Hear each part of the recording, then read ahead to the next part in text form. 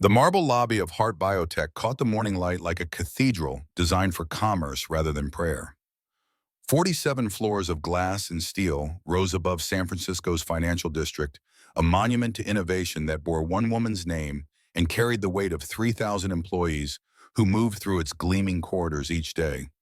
The building had been featured in architectural magazines praised for its fusion of brutalist ambition and organic warmth. But those who worked within its walls knew the truth that photographs could never capture. The warmth existed only in the materials. The ambition belonged entirely to Amelia Hart. She stood at the floor-to-ceiling windows of her corner office on the 42nd floor, watching the fog roll across the bay like a slow-moving army laying siege to the city. Her reflection stared back at her in the glass, a ghost superimposed over the morning commute below. At 32 years old, she had become the youngest CEO in the biotech industry, a distinction that journalists loved to mention in profiles that inevitably described her as driven, brilliant, and lately something else. Cold. The word appeared in whispers now in the careful phrasing of board members who remembered a different woman from 3 years ago before the company had grown into a giant, before the explosion before David. The name still caught in her throat like a bone she could neither swallow nor expel. David Hart, her husband of 7 years, the man who had believed in her vision when it was nothing more than a graduate thesis in a dream scrawled on napkins in a Berkeley coffee shop. He had been a researcher in her own facility, brilliant in his own right, but content to let her name grace the building while he worked in the labs below, pursuing the kind of pure science that quarterly reports could never adequately value.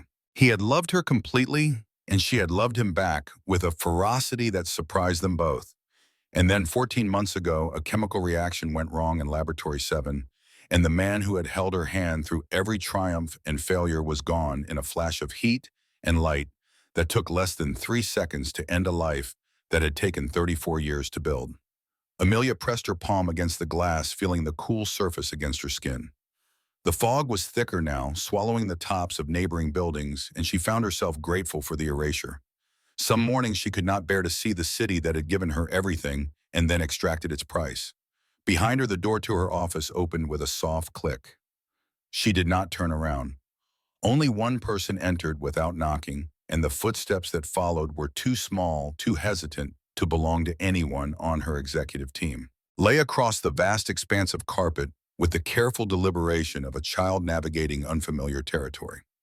At 6 years old, she had her father's dark eyes and her mother's stubborn jaw, a combination that had once promised a lifetime of spirited arguments around the dinner table.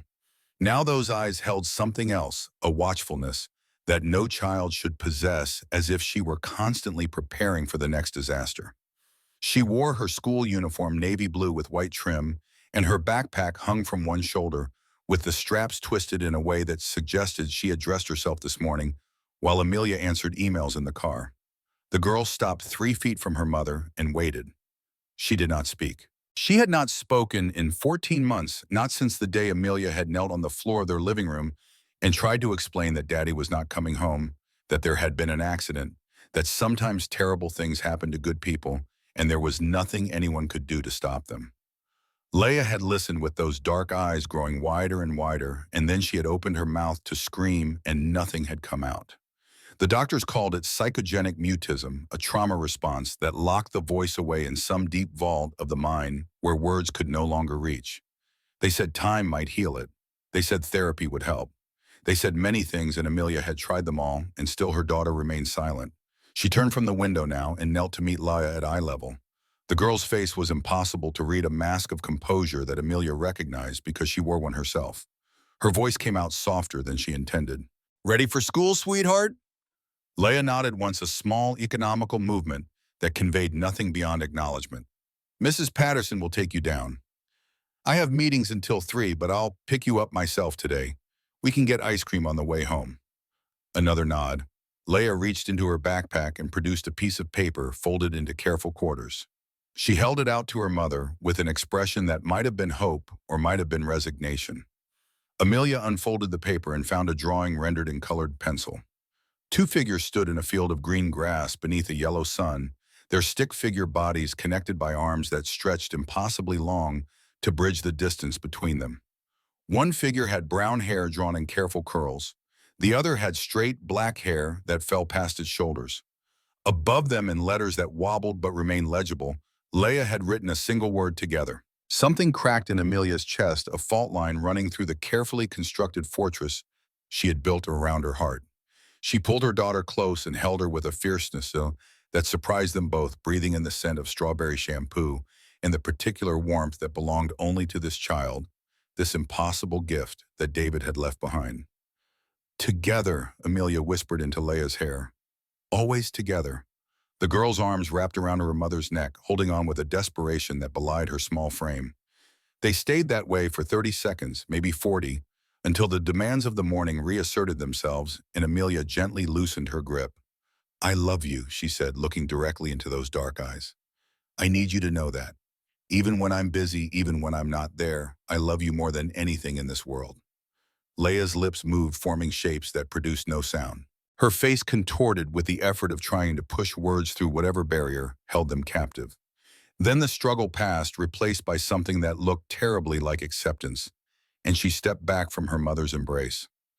Mrs. Patterson appeared in the doorway, a capable woman in her 50s who had served as Amelia's executive assistant for 8 years and had, in the past 14 months, taken on the additional role of shepherding Leia through the gaps in her mother's schedule. She wore concern like a second skin these days, though she was careful never to let it show when Amelia was watching. Her voice carried the practiced cheerfulness of someone who had learned to paper over awkward moments. The car is ready downstairs, Mrs. Hart, and Mr. Chen called to confirm the 10 o'clock with the FDA representatives. Amelia straightened the mask, sliding back into place with an ease born of practice. Tell him I'll be there in 15 minutes. And Patricia, she paused, watching her daughter walk toward the door, with shoulders that seemed too narrow to carry such heavy silence. Make sure the security detail stays close today. I don't want her out of sight for even a moment. Mrs. Patterson's expression flickered with something that might have been concern or might have been pity. Of course, Mrs. Hart, the same protocols as always. The same protocols. 6 months ago, Amelia had tripled the security around her daughter after a tabloid photographer had managed to snap pictures of Leia leaving her therapist's office. The photographs had appeared online within hours, accompanied by headlines that speculated about the mental state of the Hart heiress and questioned whether Amelia was fit to run a company when she could not even protect her own child from public scrutiny. She had responded by hiring a former Secret Service agent to oversee Leia's protection detail and installing monitoring systems throughout their home that would have impressed a small government. The board had expressed concern about the expense. She had reminded them, in terms that left no room for interpretation, that her family's security was not a line item subject to their approval. Leia paused at the door and looked back at her mother. Her hand rose in a small wave, a gesture so ordinary and yet so profound that Amelia felt her throat tighten. She waved back, maintaining her composure, until the door closed and she was alone with the fog and the silence and the weight of everything she could not say. The morning proceeded as mornings did, a relentless procession of meetings and decisions and problems that demanded her attention. The FDA representatives wanted clarification on the clinical trial protocols for their newest drug candidate, a treatment for a rare neurological condition that had shown promising results in early testing. The legal team needed her signature on settlement documents related to a patent dispute that had dragged on for 2 years. The head of R&D reported a breakthrough in the gene therapy division that could potentially add $3 billion to their market valuation pending regulatory approval. Each conversation required a different version of Amelia Hart, the visionary, the negotiator, the strategist, the commander, and she moved between them with the practiced fluidity of an actor who had performed the same roles so many times that the lines had become indistinguishable from her actual thoughts. But beneath the performance, in the quiet spaces between words, her mind kept returning to the drawing in her pocket. Together. Such a simple word, and yet it contained everything her daughter could not say aloud. The longing, the fear, the desperate hope that the world might somehow reassemble itself into something recognizable. Amelia understood that hope better than anyone. She carried it herself, a small flame that flickered in the darkness of her grief and refused to be extinguished no matter how many times the wind of reality tried to snuff it out. She had built walls around that flame, protecting it from the cold, but the walls had grown so high and so thick that sometimes she wondered if she had accidentally imprisoned herself along with her hope. The lunch hour came and went without food. She had stopped eating regular meals months ago, sustaining herself instead on coffee and protein bars consumed between appointments. Her assistant had started leaving sandwiches on her desk, which Amelia appreciated in theory, but rarely touched in practice. The body was a machine that required maintenance, nothing more. She would attend to it when she had time. At 2:30, her phone buzzed with a message from the security team. Miss Laya has arrived at the building, proceeding to the executive childcare suite. The executive childcare suite was Amelia's compromise with her board and her conscience. Unable to bear the thought of her daughter spending afternoons in the impersonal environment of an after-school program, she had converted a corner office on the 41st floor into a space designed specifically for Laya. It contained toys and books and art supplies, a small television loaded with educational programming, and comfortable furniture where the girl could rest or play while her mother finished the day's work one floor above. A trained caregiver remained with her at all times, supplemented by the security detail that shadowed her movements throughout the building. It was not ideal. Nothing about their lives was ideal anymore. But it allowed Amelia to know that her daughter was close, that she could reach her in seconds if necessary, that the elevator between their floors represented a barrier she could cross at will. Control. That was what she needed more than anything. The illusion that she could keep the people she loved safe through sheer force of will and careful planning. She finished her last meeting of the day at 3:15 and gathered the documents she needed to review that evening. The stack was substantial, 3 inches of reports and proposals and financial projections that would consume the hours after Leah went to sleep. She placed them in her briefcase with the mechanical precision of long habit and made her way to the elevator. The lobby was its usual afternoon bustle when she stepped out on the ground floor. Employees moved in streams toward the exits, their conversations creating a pleasant hum that filled the vast space. Security personnel maintained their positions at strategic points, their presence unobtrusive but unmistakable. The marble floors gleamed beneath the recessed lighting, polished each night by the cleaning staff, who worked in the hours when the building belonged to shadows and silence. Amelia spotted Laya immediately. The girl stood near the center of the lobby, her small body frozen in place while dozens of people flowed around her like water parting for a stone. Her face had gone pale, her dark eyes wide with something that looked terribly like terror. Tears streamed down her cheeks in silent rivulets, but no sound accompanied them. She was crying without voice, suffering without expression, a child locked in private anguish while the world rushed past without noticing. Amelia's heart seized in her chest. She began moving toward her daughter, her heels clicking against the marble with increasing urgency. But before she could reach Laya, she saw something that made her blood freeze. A man was approaching her daughter. He wore the gray uniform of the janitorial staff, a mop still gripped in one hand, and he was walking toward Laya with deliberate steps.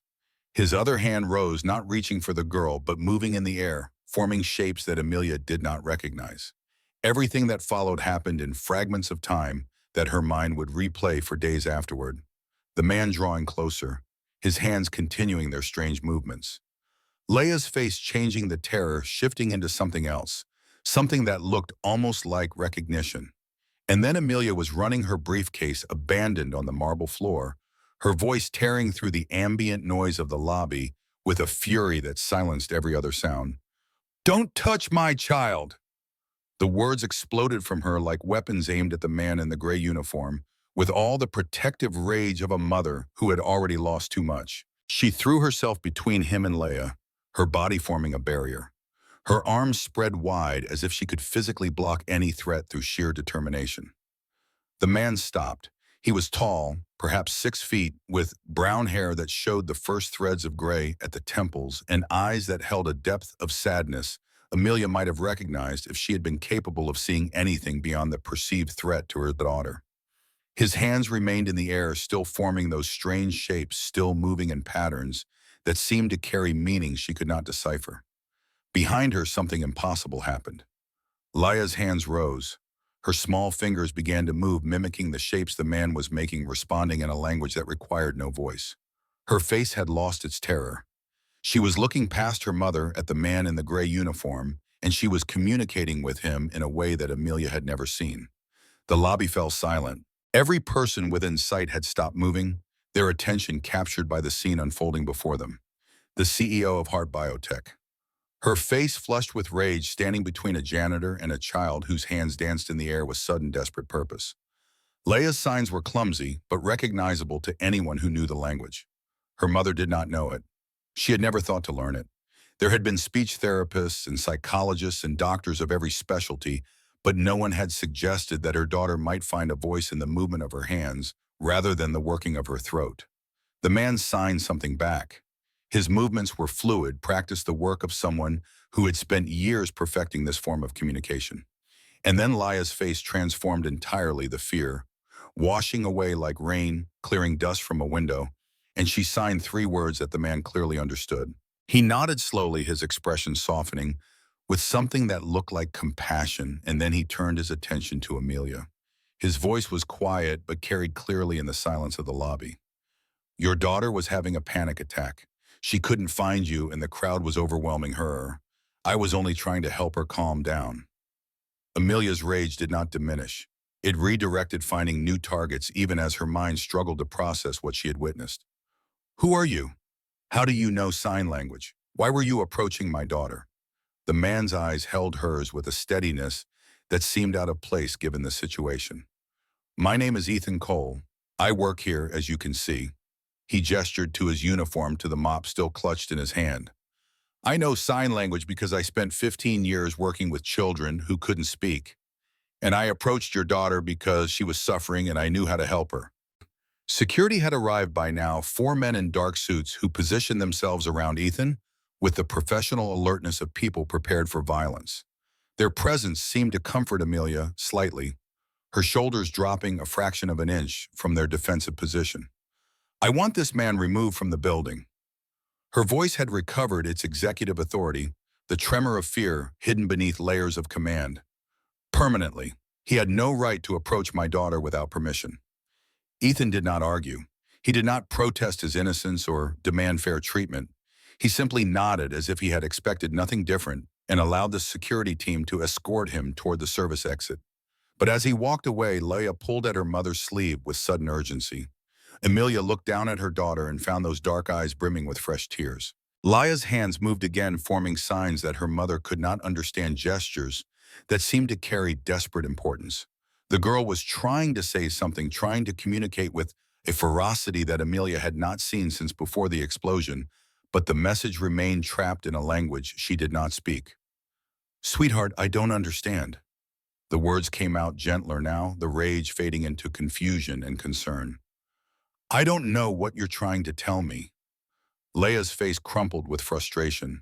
She looked toward the retreating figure of Ethan Cole, her hands still moving, still signing, and then she turned back to her mother with an expression that Amelia would remember for a long time afterward. It was not anger, it was not disappointment. It was something worse. It was resignation. The quiet acceptance of a child who had tried to bridge a gap and found the distance too great to cross. Amelia gathered her daughter into her arms and held her tightly, stroking her hair and murmuring reassurances that felt hollow even as she spoke them. The crowd in the lobby had begun to disperse, the drama over the ordinary business of leaving work resuming as if nothing unusual had occurred.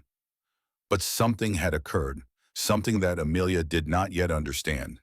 And as she carried Leia toward the parking garage, she could not shake the image of her daughter's hands moving in the air, speaking a language that had somehow reached a stranger when it could not reach her own mother. The drive home was silent. Leia sat in the back seat of the company car, her gaze fixed on something beyond the window that Amelia could not see. The driver navigated through the evening traffic with practiced efficiency, taking the route that avoided the worst congestion, but Amelia barely noticed the familiar streets passing by. Her mind was caught in a loop, replaying the scene in the lobby, trying to make sense of what she had witnessed. Their home occupied a stretch of coastline in Pacifica, a modern structure of glass and weathered wood that clung to the cliffs above the Pacific Ocean. David had designed it himself, working with the architects to create a space that felt both expansive and intimate, a place where they could raise their daughter away from the pressures of the city that demanded so much of them both. After his death, Amelia had considered selling it. The memories were everywhere: in the kitchen, where he had cooked elaborate Sunday breakfasts; in the study, where he had worked late into the night in the bedroom where they had whispered plans for a future that would never arrive. But she could not bring herself to leave. This was the last place that still held his presence, and she clung to it the way a drowning person clings to wreckage. She carried Leia inside and set her down in the living room, that vast space with its wall of windows facing the sea. The sun was beginning its descent toward the horizon, painting the water in shades of gold and orange that would have moved her once. Now she saw only the distance, the impossible reach of the ocean, stretching toward a horizon she could never touch. "Are you hungry, sweetheart?" Mrs. Chen left dinner in the refrigerator. "I think it's that pasta you like." Leia shook her head. She had retrieved a piece of paper and a pencil from the art supplies kept in a basket near the couch, and she was writing something with intense concentration. When she finished, she held the paper out to her mother. Amelia took it and read the words written in her daughter's careful hand. "He understands me." 3 words. 3 simple words that carried the weight of 14 months of silence and frustration and desperate attempts at communication. Amelia stared at them until the letters blurred her vision, swimming with tears she refused to let fall. "The man from the lobby?" she asked, though she already knew the answer. Leia nodded vigorously. Her hands rose and began forming signs again, the same gestures she had made in the lobby, and this time Amelia watched more carefully. She did not understand what her daughter was saying, but she could see the attention behind each movement, the way Leia's face came alive with expression as she signed. This was not random motion. This was language. A language her daughter had somehow acquired without her knowledge. "Where did you learn to do this? Who taught you?" Leia hesitated, then wrote again. "School teacher, sometimes." Amelia felt a surge of something that might have been anger or might have been shame. Her daughter's school employed a specialist in alternative communication, a woman named Dr. Reyes, who worked with students who struggled with verbal expression. Amelia had approved the program months ago, signing the paperwork that authorized Leia's participation without ever asking what it actually involved. She had assumed it was more of the same, more therapy, more careful coaxing toward the speech that refused to come. She had not considered that they might be teaching her daughter an entirely different way to communicate. "You've been learning sign language." The question came out more sharply than she intended, and she saw Leia flinch slightly at her tone. She moderated her voice, softening it with effort. "I didn't know, sweetheart. No one told me." Leia's pendule moved across the paper and wanted to talk to you, but you don't know the signs. The words hit Amelia like a physical blow. All those months of watching her daughter struggle in silence, and all those nights of sitting by her bed and whispering into the darkness, and she had never thought to meet Leia halfway. She had been waiting for her daughter to find her voice to speak in the way that Amelia understood. And meanwhile, Leia had been building a new voice entirely, one that required hands instead of vocal cords, gestures instead of sounds. "I'm going to learn," Amelia said, and the promise emerged with a fierceness that surprised them both. "I'm going to learn your language, and we're going to talk to each other. Really talk. I promise you that." Leia studied her mother's face with those dark eyes that had seen too much for their years. Then slowly she nodded. Her hand reached out and took Amelia's, squeezing with a strength that seemed impossible in such small fingers. That night, after Leia had fallen asleep, Amelia sat in her home office and began to research. She read about American Sign Language and its variants about psychogenic mutism and its treatments about the ways that trauma could reshape a child's relationship with communication. She found studies on the effectiveness of sign language for children who had lost their speech, testimonies from parents who had watched their silent children come alive through the movement of their hands. And she found, buried in an academic paper from 7 years ago, a reference to a technology called SignLink. The paper described a revolutionary AI system developed by a small startup in the Bay Area. The technology could translate sign language into spoken words in real time, giving voice to people who could not speak through traditional means. The system had been particularly effective for children with trauma-induced mutism, offering them a bridge between the language they had learned and the spoken world they still needed to navigate. The paper praised the innovation, calling it one of the most significant advances in assistive technology in a decade. Amelia searched for SignLink and found a graveyard. The company had shuttered 5 years ago, its assets acquired by a larger corporation called Apex Dynamics. The founder's name appeared in scattered articles, most of them chronicling his fall from grace rather than his initial innovation. Ethan Cole, tech innovator accused of patent fraud. The voice maker who fell from grace. She stared at the name on her screen, her mind struggling to reconcile what she was reading with what she had witnessed in the lobby. The man who had approached her daughter, the janitor in the gray uniform, was Ethan Cole, the inventor of SignLink, the man whose technology had promised to give voice to the voiceless. And he was mopping floors in her building. The questions multiplied faster than she could process them. How had he ended up working as a janitor? What had happened to his company? Why had the articles called him a fraud? And most pressing of all, how had he known exactly the right way to communicate with a traumatized child he had never met? She pulled the employee file from the company database. Ethan Cole hired 8 months ago through a staffing agency that provided janitorial services to Heart Biotech. Background check clean. References verified. No flags. He was a ghost in her system, a name on a roster of people who cleaned the building while the important work happened elsewhere. But she could not leave it there. Something about the encounter in the lobby had cracked open a door she had not known was closed, and now the light streaming through demanded that she look closer. She began searching for everything she could find about Ethan Cole, about SignLink, about the circumstances that had transformed an innovator into invisible labor. The articles painted a picture that grew darker with each one she read. 5 years ago, Ethan Cole had been on the verge of changing the world. His company had developed technology that could revolutionize communication for millions of people with speech disabilities. Investors were circling, major medical device companies were expressing interest. The future seemed bright and certain. Then Apex Dynamics entered the picture. They offered partnership funding, distribution networks that would have accelerated SignLink's reach exponentially. Ethan had signed the papers trusting in the good faith of a corporation that promised to help him achieve his mission. And then through contract clauses and legal maneuvering that the articles described in dry, devastating detail, Apex had taken everything. They claimed ownership of the core technology, locked Ethan out of his own creation, and buried him beneath a legal battle that consumed his savings, his reputation, and ultimately his life as he had known it. The media coverage of the legal battle had been brutal. Apex had mounted a sophisticated public relations campaign that painted Ethan as a fraud, a man who had tried to claim credit for work that belonged to others. The narrative stuck. Former colleagues distanced themselves. Investors withdrew. By the time the courts finally ruled in Apex's favor, Ethan Cole had become synonymous with failure and deception. Amelia found one more article buried deep in a local newspaper archive. The headline made her breath catch in her throat. Wife of disgraced tech founder takes own life. Grace Cole had been a teacher for deaf children, a woman who had believed in her husband's vision and supported him through the development of SignLink. The article described her as beloved by her students, devoted to her family, struggling with the public humiliation that had accompanied her husband's downfall. She had left behind a husband and an 8-year-old son.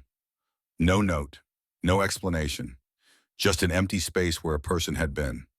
Amelia closed her laptop and sat in the darkness of her office, listening to the distant sound of waves breaking against the cliffs below.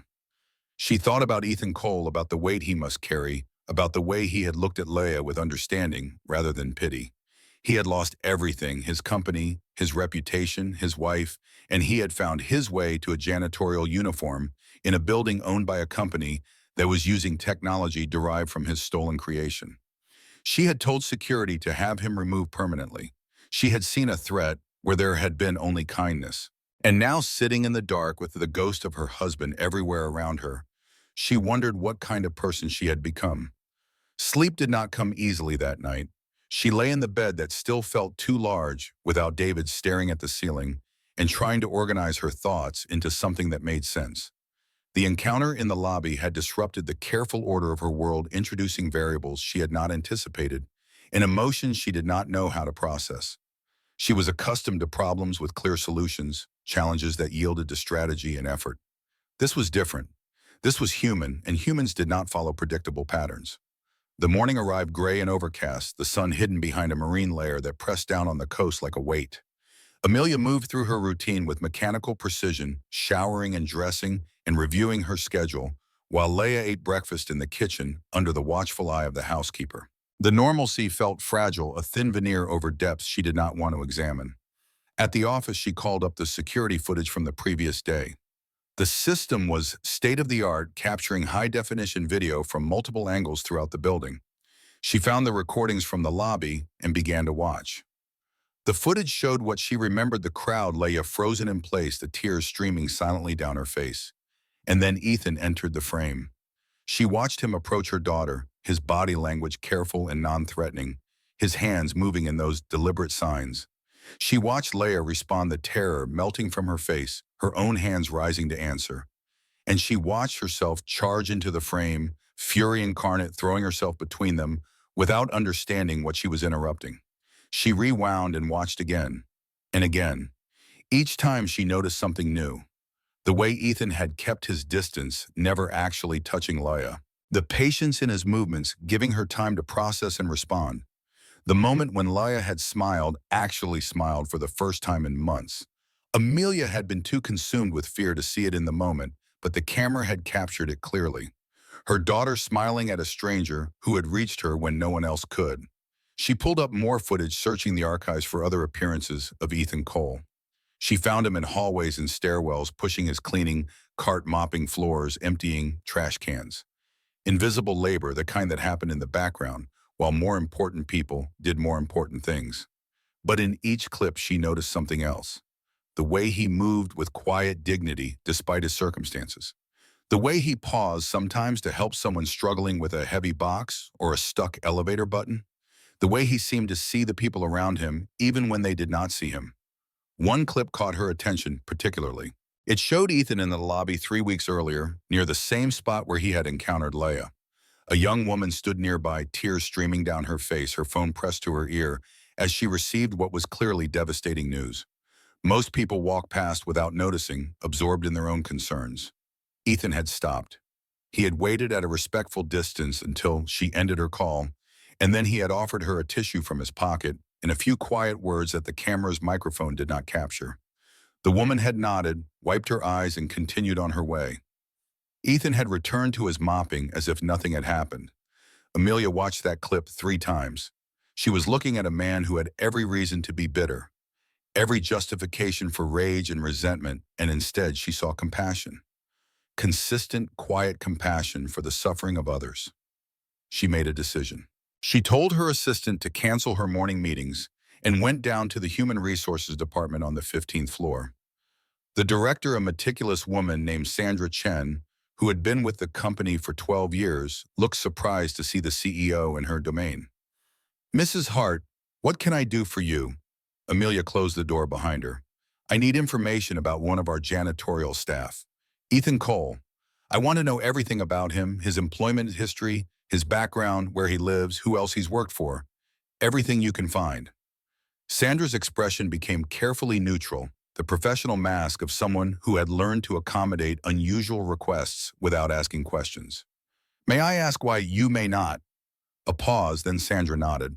"I'll have it on your desk within the hour." The file arrived as promised, a thin folder that contained surprisingly little given the depth of information Amelia had requested. Ethan Cole had been hired through a staffing agency that handled janitorial services for several buildings in the financial district.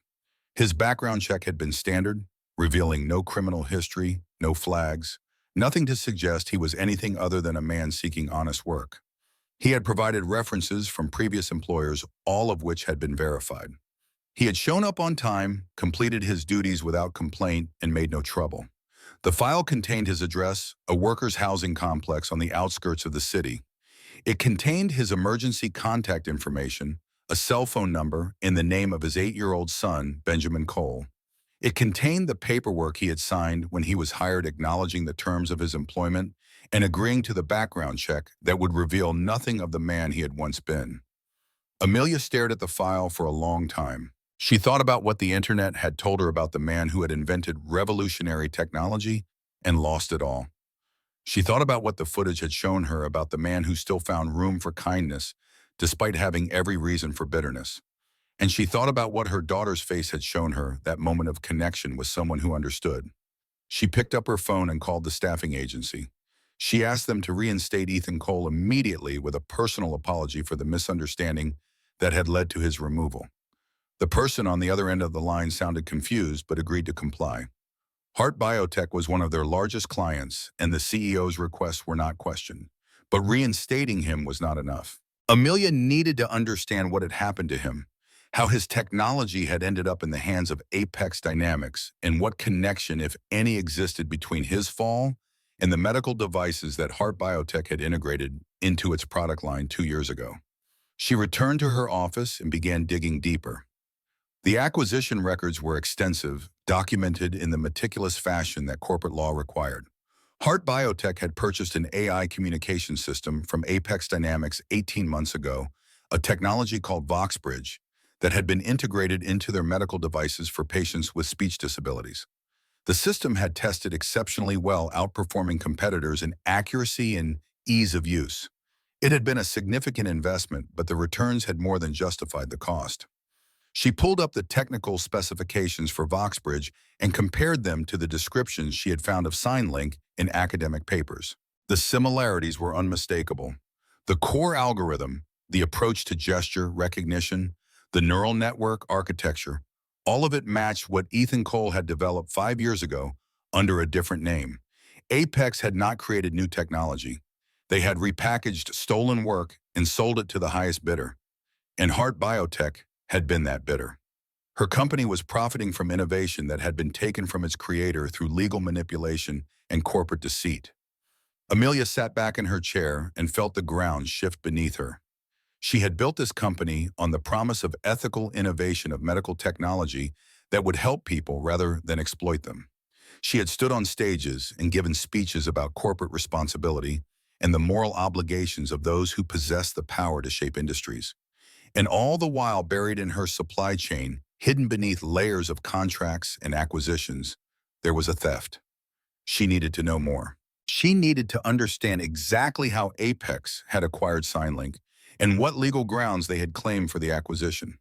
She pulled up the contract files, the documents that detailed the transfer of intellectual property from SignLink Technologies to Apex Dynamics. The original acquisition agreement was thorough, the kind of document that only lawyers could love, filled with clauses and subclauses and references to exhibits that ran to hundreds of pages. Amelia was not a lawyer, but she had enough experience with corporate contracts to navigate the essential terms. Apex had acquired SignLink through what appeared to be a legitimate purchase, paying a sum that the documents claimed represented fair market value for the technology. But as she read deeper, she found discrepancies. The valuation seemed low given what she knew about SignLink's potential.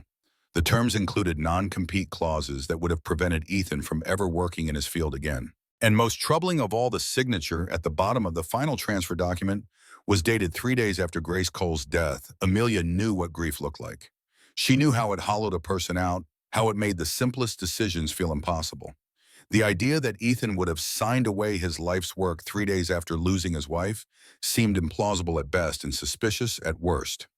She pulled up the signatures from earlier documents in the file contracts that Ethan had signed before the acquisition during the development of SignLink. She placed them side by side with the signature on the transfer agreement. The signatures were close, but not identical. The earlier ones flowed with confident strokes, the mark of someone comfortable with their own name. The transfer signature was tighter, more hesitant, with slight variations in the letter formations that suggested either extreme stress or forgery. Amelia was not a handwriting expert. She could not say with certainty that the signature was false, but she could see enough to know that something was wrong, that the story told by these documents did not match the story she was piecing together from other sources. She needed help. She needed someone who understood corporate acquisitions and the ways that legal systems could be manipulated to serve powerful interest. She needed to know whether what she suspected was true, and if it was, what could be done about it. She reached for her phone and then stopped. The implications of what she was considering were enormous. If Apex had forged documents to steal Ethan's technology, and if Heart Biotech had unknowingly purchased that stolen technology, then her company was complicit in the destruction of a man's life. The legal exposure alone could be catastrophic. The reputational damage might be worse. But there was another consideration, one that had nothing to do with business and everything to do with the image she could not escape. Her daughter's face in the lobby, smiling at a man who understood her. The drawing on her nightstand with that single word, Together, Ethan Cole had given her daughter something that all the therapists and doctors and carefully designed interventions had failed to provide. He had reached across the barrier of silence and found a way to connect. And now Amelia knew that her company was built in part on the wreckage of his life. She could not pretend that the documents in front of her did not exist, that the questions they raised did not demand answers, whatever the cost she had to find the truth. The sun was setting over the bay, painting the sky in shades of red and orange that reminded her of fire. She thought about the explosion that had taken David, about the way that single moment had reshattered everything she understood about safety and control. She had spent 14 months trying to rebuild, to create order out of chaos, to protect what remained of her family. And now she was standing at the edge of another explosion, one of truth and consequences, that could blow apart the careful structures she had constructed. She picked up her phone and called her personal attorney, a woman named Rachel Winters, who had handled her affairs for years and who possessed both discretion and courage in equal measure. Her voice was steady despite the turmoil inside. "Rachel, I need you to look at something. It's sensitive and it needs to stay between us. Can you come to my house tonight?" Rachel agreed without asking questions, which was one of the many reasons Amelia trusted her. The drive home felt longer than usual, the city lights blurring past in a procession of colors that seemed to belong to another world. Amelia picked up Laya from the childcare suite and held her hand in the elevator, feeling the small fingers curl around hers, with a trust that she hoped she deserved. At home, she made dinner for them both, something she rarely did anymore. Leia watched her mother move around the kitchen with an expression of cautious hope, as if she were witnessing something she wanted to believe in, but feared might disappear. They ate together at the big table that David had built from reclaimed wood, the one that had hosted dinner parties and holiday gatherings and quiet family meals, and for the first time in months, the silence between them felt companionable rather than oppressive. After dinner, Amelia sat with Leia on the couch and pulled up a sign language tutorial on her tablet. "Teach me," she said, the words coming out softer than she expected. "Teach me how to talk to you." Leia's face transformed. The wariness melted away, replaced by something that looked like Jade, pure and unguarded, and more beautiful than anything Amelia had seen in a very long time. The girl took her mother's hands and began to shape them, guiding her fingers into the positions that formed words. They worked through the basics together. "Hello," "Goodbye," "I love you," "Thank you." Each sign was a small victory, a bridge built one gesture at a time across the chasm that had separated them. Leia was patient, correcting her mother's mistakes with gentle touches rather than frustration, and Amelia found herself laughing at her own clumsiness, a sound that seemed foreign in the house that had known so much grief. When Rachel arrived at 9 o'clock, Leia was already asleep, tired out by the emotional intensity of their evening together. Amelia led her attorney into the home office and closed the door. She showed Rachel the documents she had gathered, the contracts, the signatures, the evidence of what might be fraud. She explained what she knew about Ethan Cole and SignLink, about Apex Dynamics, and their tactics, about the technology that Heart Biotech had unknowingly built into its products. Rachel listened without interrupting, her legal mind clearly working through the implications of each piece of information. When Amelia finished, she sat in silence for a long moment. Her voice was measured when she finally spoke. "If what you're suggesting is true, if Apex forged documents to steal intellectual property and then sold that stolen property to your company, the legal ramifications are significant. For them, and potentially for Heart Biotech."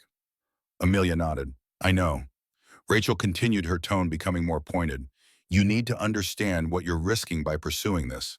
If the story becomes public, even if Heart Biotech is ultimately found to be an innocent purchaser, the damage to your reputation and your stock price could be severe. The board will not thank you for opening this door." "I know," Amelia repeated. Rachel studied her for a long moment. "Why are you doing this? You could let it go. The acquisition was legal as far as anyone knows. You're not obligated to investigate further." Amelia thought about how to answer. She thought about Ethan in his gray uniform reaching out to a frightened child with nothing but kindness in his hands. She thought about her daughter's face lighting up at the prospect of teaching her mother a new language. She thought about the weight she carried, the guilt she could not escape, the way grief had transformed her into someone she barely recognized. "Because I've spent 14 months trying to protect my daughter from a world that already took her father." The words came slowly, each one carrying weight. And all that protection didn't reach her. It didn't help her. A janitor in my lobby did more for her in 30 seconds than I've managed in over a year. She paused, gathering herself. If my company is built on the ruins of that man's life, I need to know. And if there's something I can do to make it right, I need to try.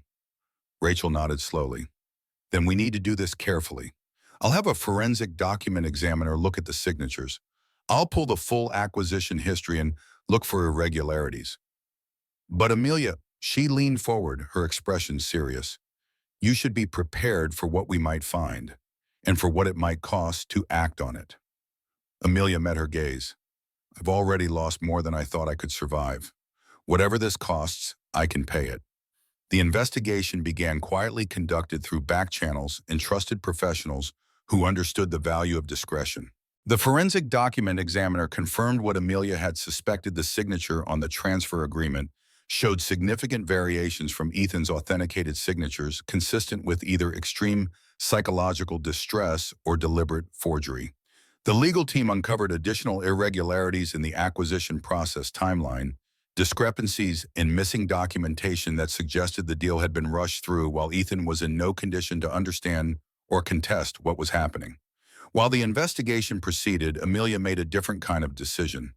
She sent word through the staffing agency that Ethan Cole should report to her office at the end of his shift on Friday. No explanation was given.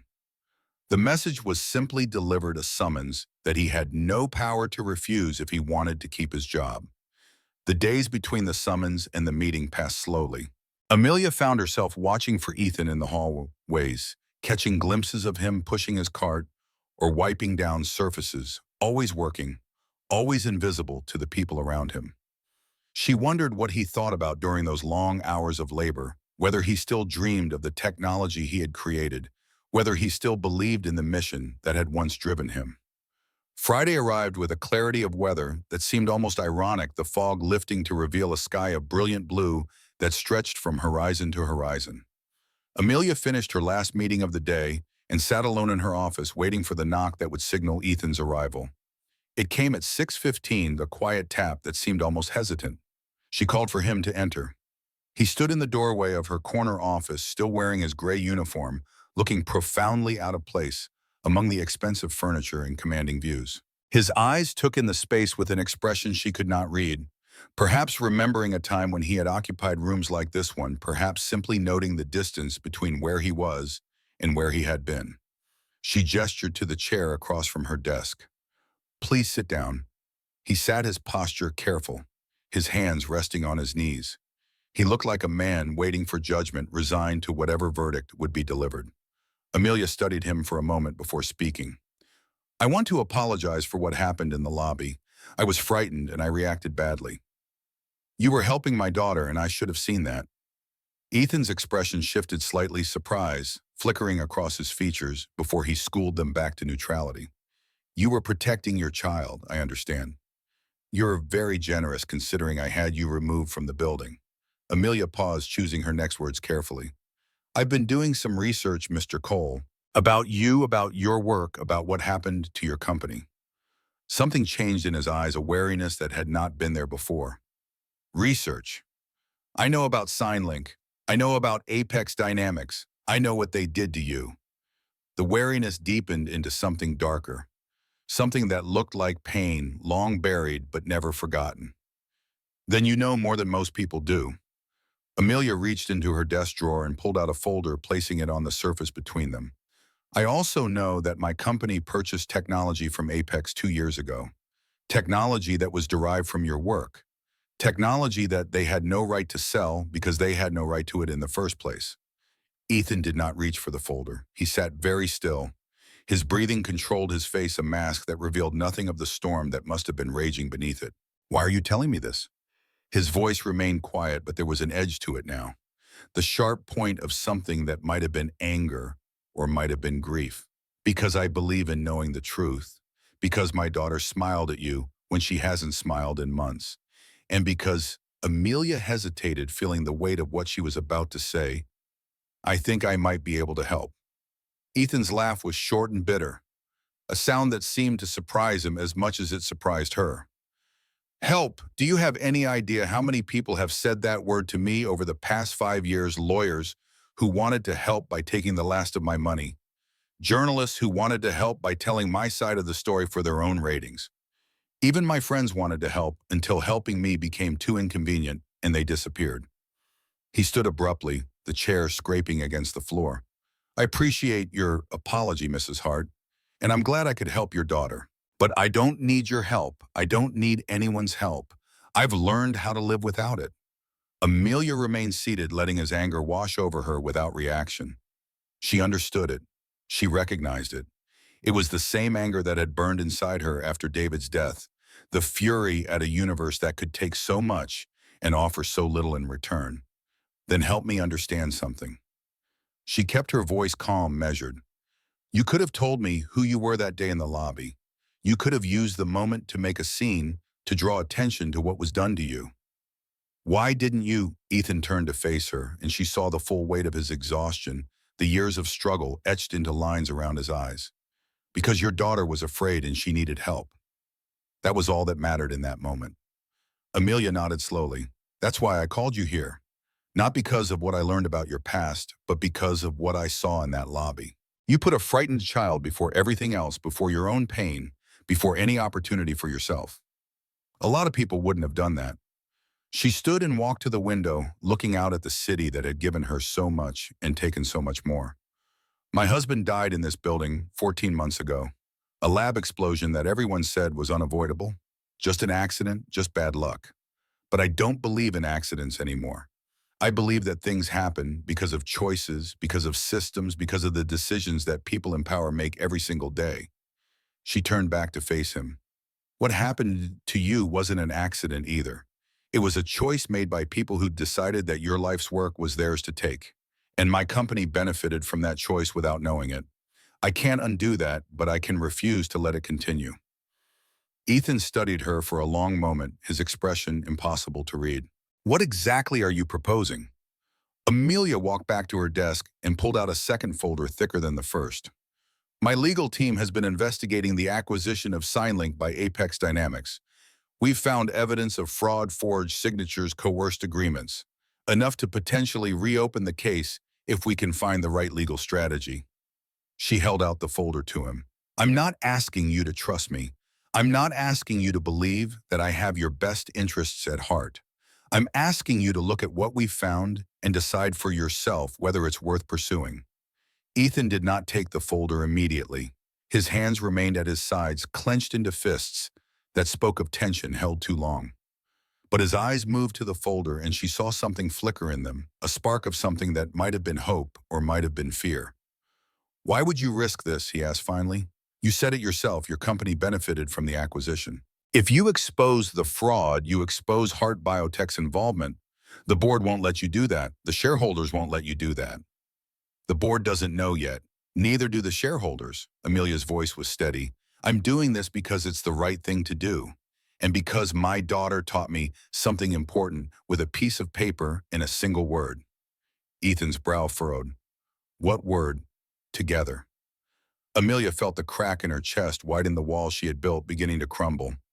She drew a picture of us, holding hands, reaching for each other across a distance. That's what she needs more than anything right now, connection. Someone who understands her silence and respects it. You gave her that in 30 seconds. She stepped closer, holding the folder out again.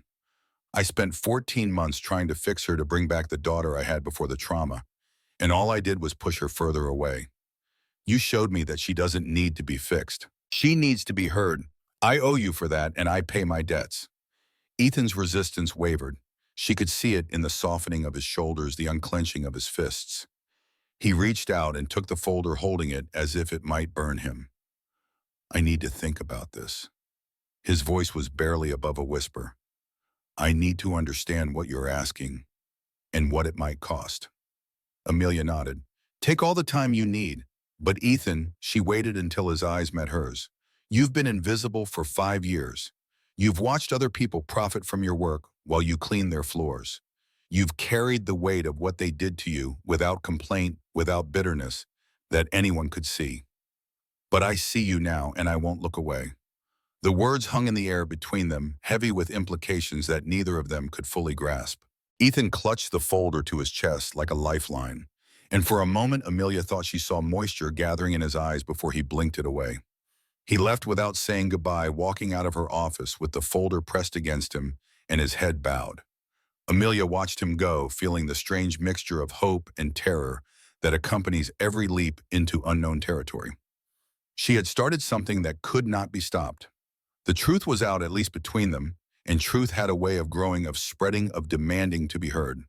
Whatever came next, she knew that nothing would be the same. The weeks that followed were a delicate dance of investigation and discretion. Amelia's legal team continued to build their case, gathering evidence and expert testimony that supported the theory of fraud. Rachel Winters proved invaluable, her connections in the legal world opening doors that would have remained closed to less experienced hands. The picture that emerged was damning. Apex Dynamics had systematically targeted SignLink during its most vulnerable moment.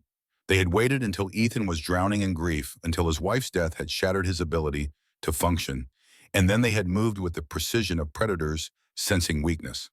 The contracts they had presented were designed to confuse their language, deliberately opaque their terms, buried beneath layers of legal jargon that would have required a clear mind to parse.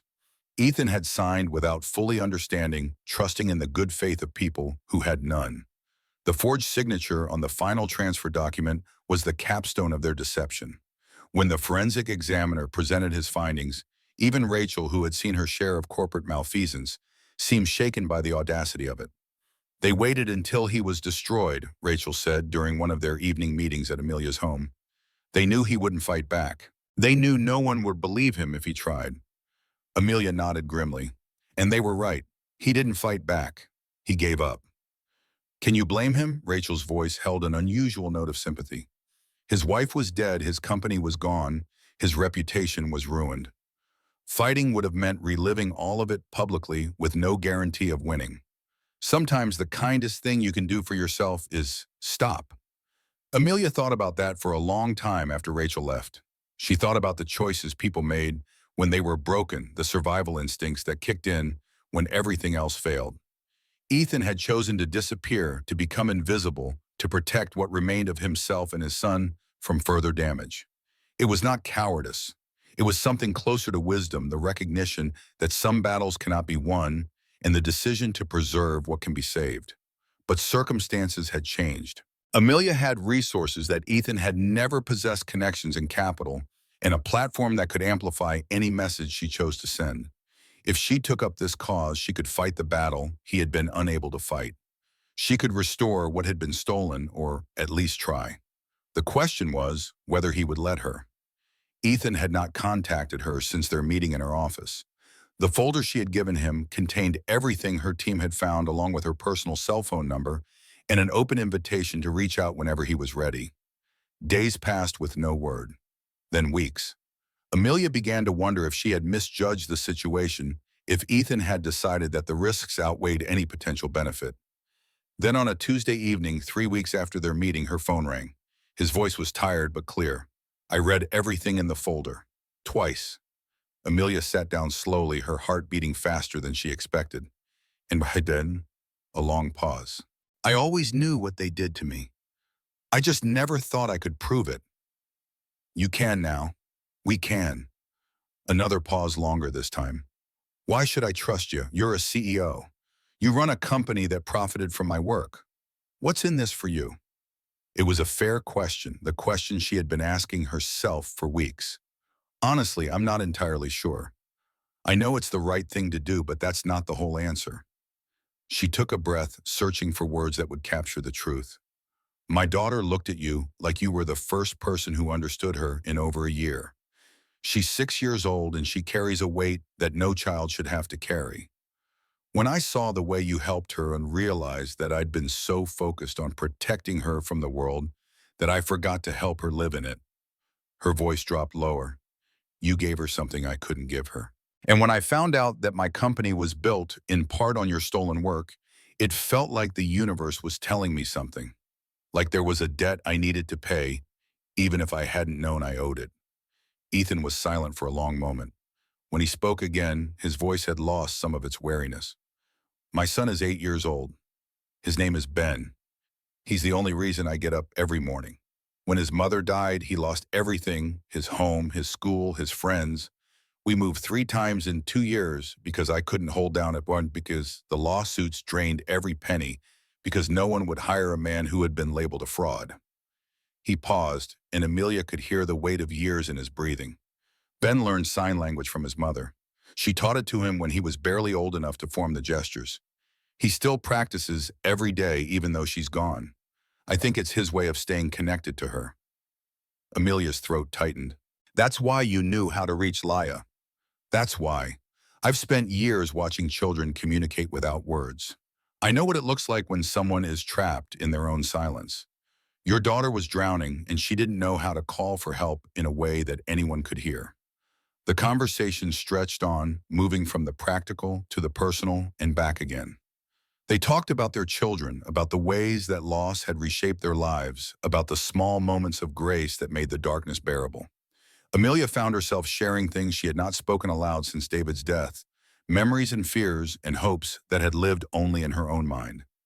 When the call finally ended, she sat in her darkened living room and listened to the waves breaking against the cliffs below. Something had shifted between them, some barrier had been crossed. They were no longer CEO and janitor, no longer investigator and subject. They were two people who had lost nearly everything and were trying to figure out what it might mean to rebuild. The next morning, Amelia called an emergency meeting with her legal team. It was time to move forward. The case against Apex Dynamics would require careful preparation.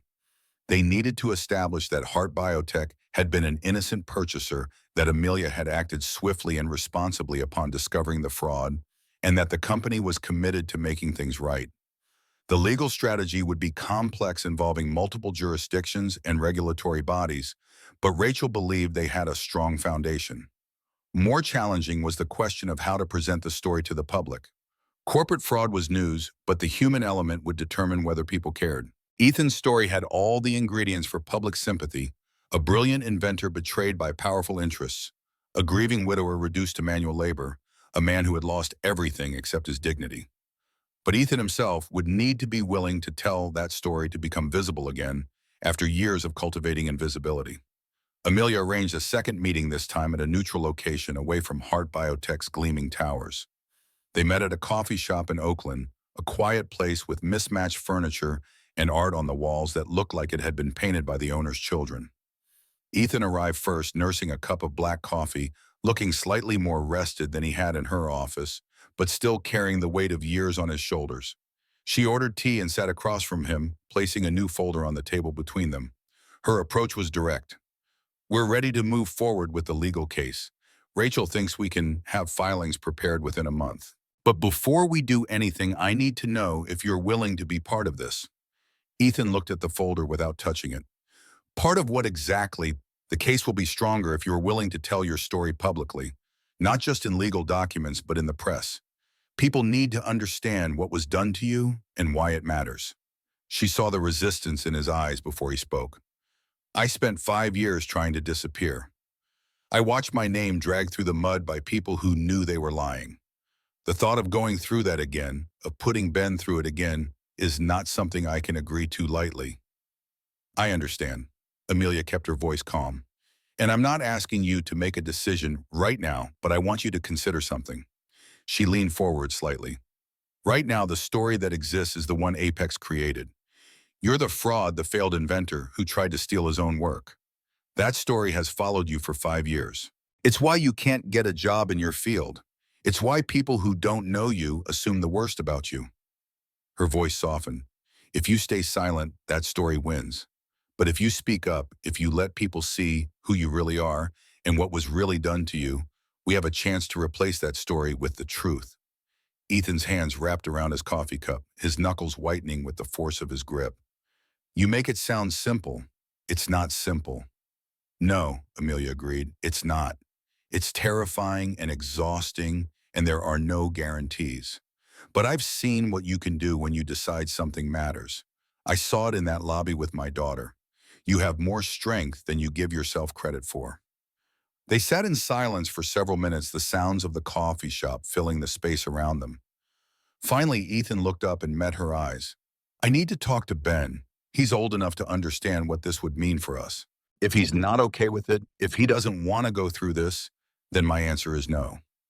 Amelia nodded. That's fair. Take whatever time you need. Ethan finished his coffee and stood. But before he left, he paused and looked back at her. You know, when I walked into your office, the first time I expected you to threaten me, to tell me to stay away from your daughter or face consequences. I was ready for that. It's what I've learned to expect from people in your position. Amelia waited, sensing that he needed to finish the thought. Instead, you apologized. You offered to help. You treated me like a person. His voice roughened with emotion he was struggling to contain. I'd forgotten what that felt like. He left before she could respond, walking out into the gray Oakland afternoon with his shoulders slightly straighter than when he had arrived. 3 days later, her phone rang again. Ethan's voice was different this time, clearer and more determined. I talked to Ben. I told him everything about SignLink, about what happened with his mother, about what you're proposing. I thought he would be scared. I thought he would want to protect himself from more pain. He paused, and Amelia heard him take a shaky breath. Do you know what he said? He said that his mother would want people to know the truth. He said that she always believed in my work and that giving up would mean letting the bad guys win. Amelia felt tears prick at her eyes. He sounds like an extraordinary kid.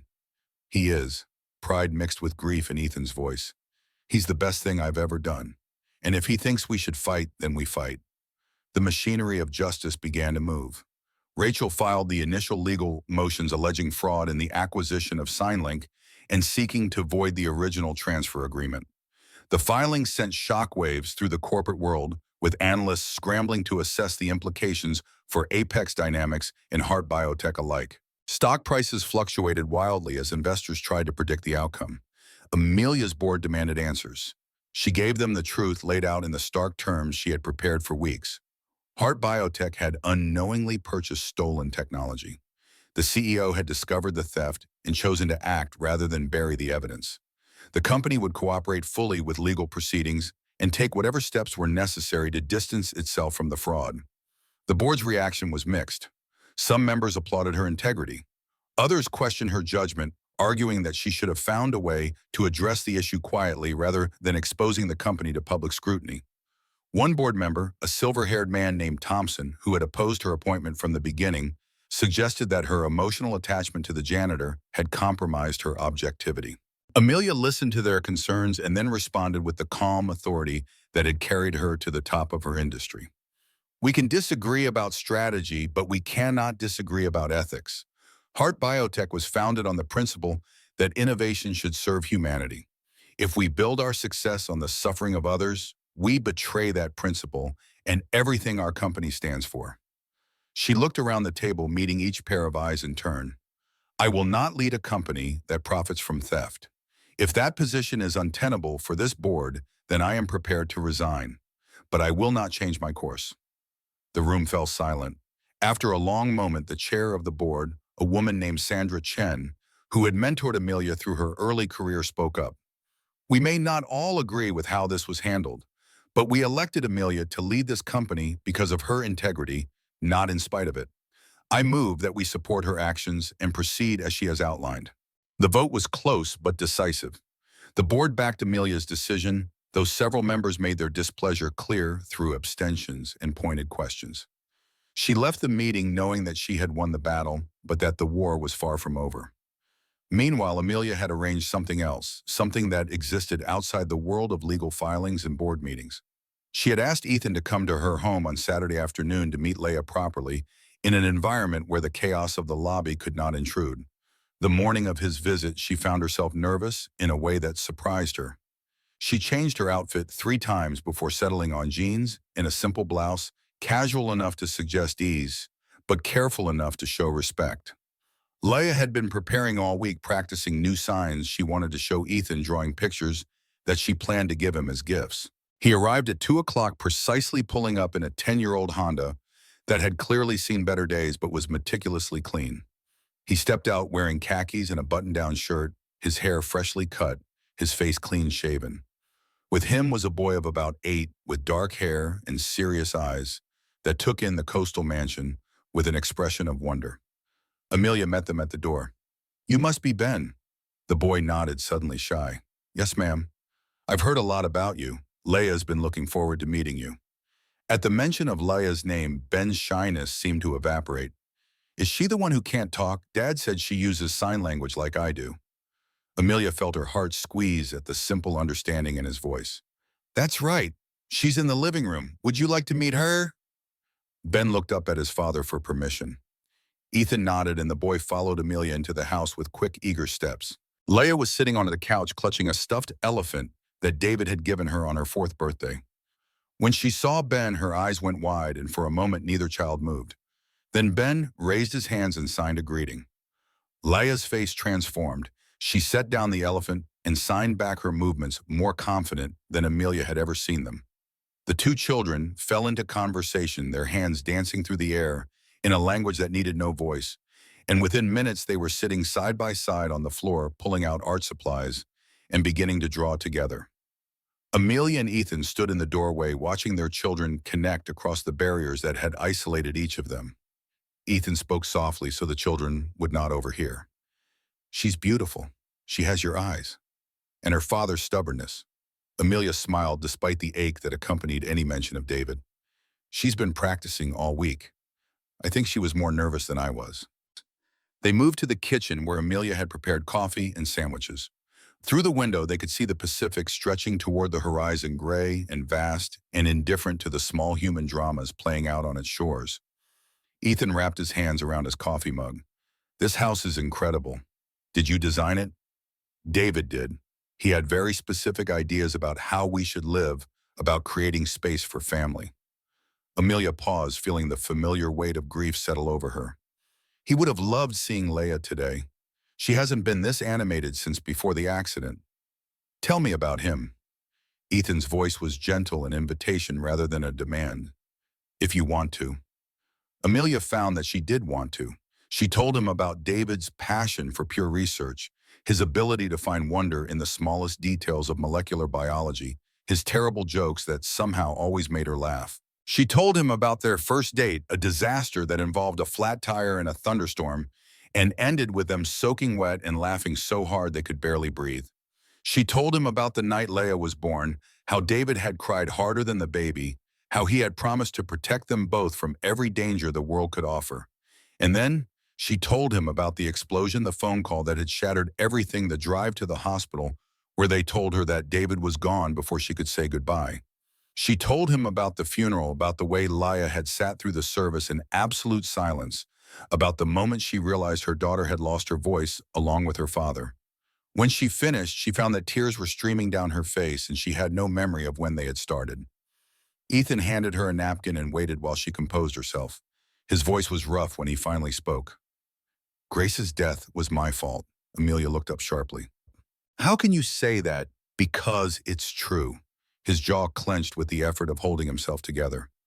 "The lawsuit, the public humiliation, watching everything we'd built collapse around us. She couldn't take it. She tried to be strong for me, for Ben, but it was too much." He stared out the window at the uncaring sea. "She left a note. It said she was tired of fighting a battle we couldn't win. She said she hoped I could forgive her someday, that she hoped Ben would understand when he was older." The words hung in the air, heavy with pain that time had not diminished. "I found her in the morning. Ben was already awake. He had made her breakfast in bed the way he did every Sunday. He was waiting in the kitchen with a tray of toast and orange juice when I came downstairs." Ethan's voice broke. "I had to tell him his mother was gone while he held that tray in his hands." Amelia reached across the table and took his hand. The gesture surprised them both, but neither pulled away. "It wasn't your fault," she said firmly. "What Apex did to you, to your family, that was criminal. Grace's death is on them, not on you. I tell myself that." Ethan's eyes were wet, but his voice steadied. "Some days I even believe it." They sat together in the kitchen, hands linked across the table while the children's laughter drifted in from the living room. It was the sound of something healing, of connections being forged in the space where loss had carved its deepest wounds. When it was time for Ethan and Ben to leave, Leia did something unexpected. She walked up to Ethan and wrapped her arms around his waist, hugging him with all the strength her small body possessed. Then she stepped back and signed something that Amelia did not quite understand. Ethan's face softened. He knelt down to her level and signed back his movements slow and clear. Leah nodded, her expression solemn but hopeful. She turned to her mother and wrote on the small notepad she always carried, "He promised to teach me more." Amelia looked at Ethan, who shrugged with a hint of the first genuine smile she had seen from him. She asked if I would help her get better at signing. I said I'd be honored.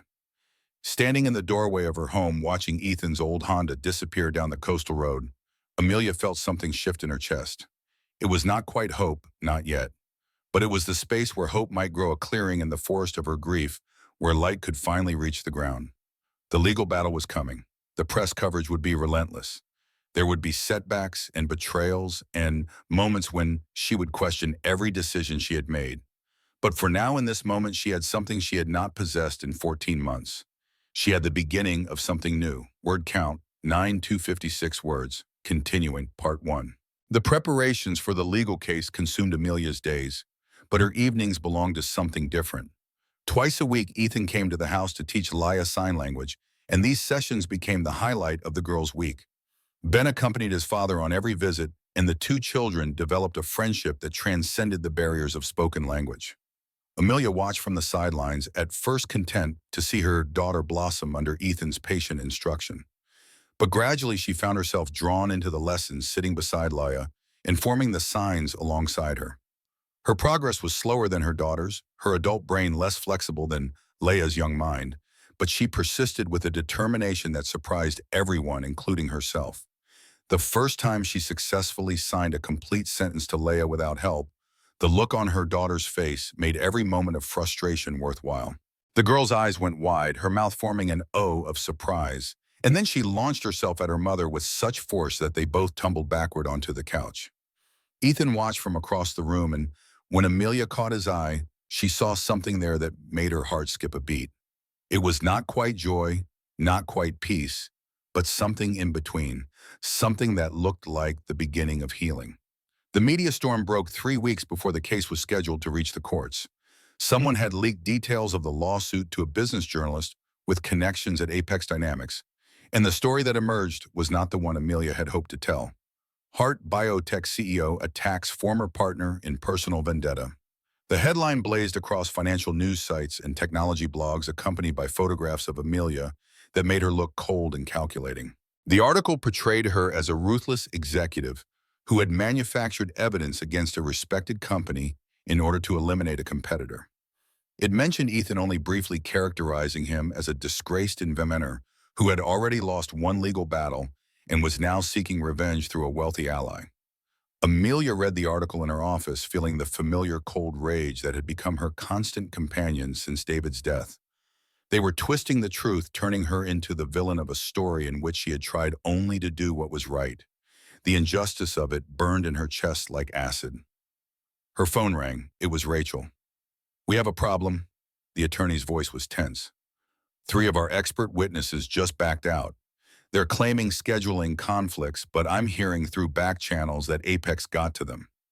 Amelia closed her eyes. "Can we replace them?" "We can try, but this is going to delay the proceedings by at least a month, maybe more." The delays stretched into weeks, then into months. Apex Dynamics threw every resource at their disposal into defeating the case, hiring armies of lawyers and public relations experts who worked around the clock to control the narrative. They filed countersuits alleging defamation. They demanded sanctions against Rachel for pursuing what they called a frivolous claim. They planted stories in friendly media outlets that painted Ethan as an unstable man obsessed with destroying the company that had legitimately acquired his technology. Through it all, Amelia held firm. She appeared on financial news programs to present her side of the story, speaking with the calm authority that had made her reputation in the biotech industry. She opened Heart Biotech's books to independent auditors who confirmed that the company had purchased the technology in good faith. She funded private investigators who uncovered additional evidence of Apex's fraudulent practices, evidence that would eventually prove crucial. But the toll was heavy. Her board grew increasingly restless, with several members demanding that she settle the case and move on. Stock prices continued their volatile swings as investors lost confidence in the company's leadership.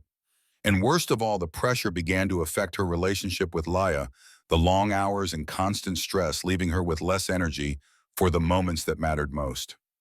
One evening after a particularly brutal day of depositions, Amelia came home to find Leia sitting alone in the dark living room.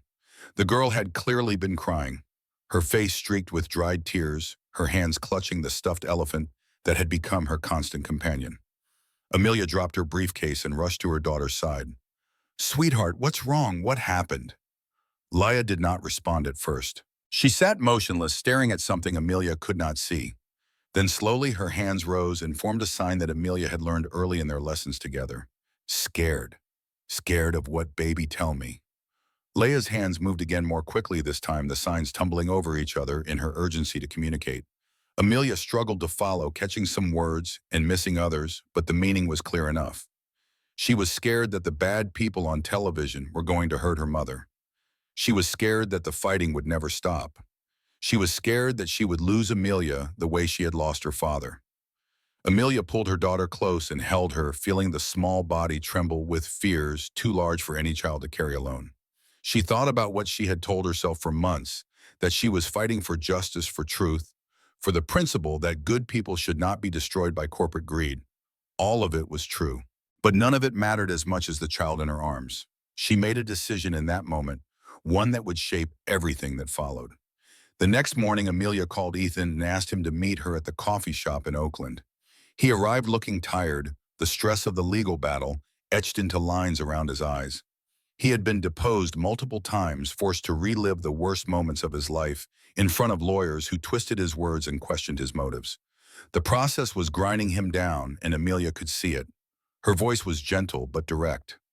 "I need to ask you something, and I need you to be honest with me." Ethan nodded, his expression wary. "If we settle this case, if we accept some kind of compromise with Apex, what would that mean to you?" The question hung in the air between them. Ethan's hands wrapped around his coffee cup, his knuckles white with tension. "A settlement would mean they win," he said finally. "They get to keep the technology they stole. They get to keep calling me a fraud. Nothing changes. But you would be free of this." Amelia leaned forward. "No more depositions, no more press coverage, no more strangers dissecting your life for their entertainment. You could move on." Ethan's laugh was bitter. "Move on to what? Mopping more floors, watching Ben grow up, wondering why his father gave up." He shook his head. "I spent 5 years trying to move on. All it got me was invisible." Amelia sat back, studying him carefully.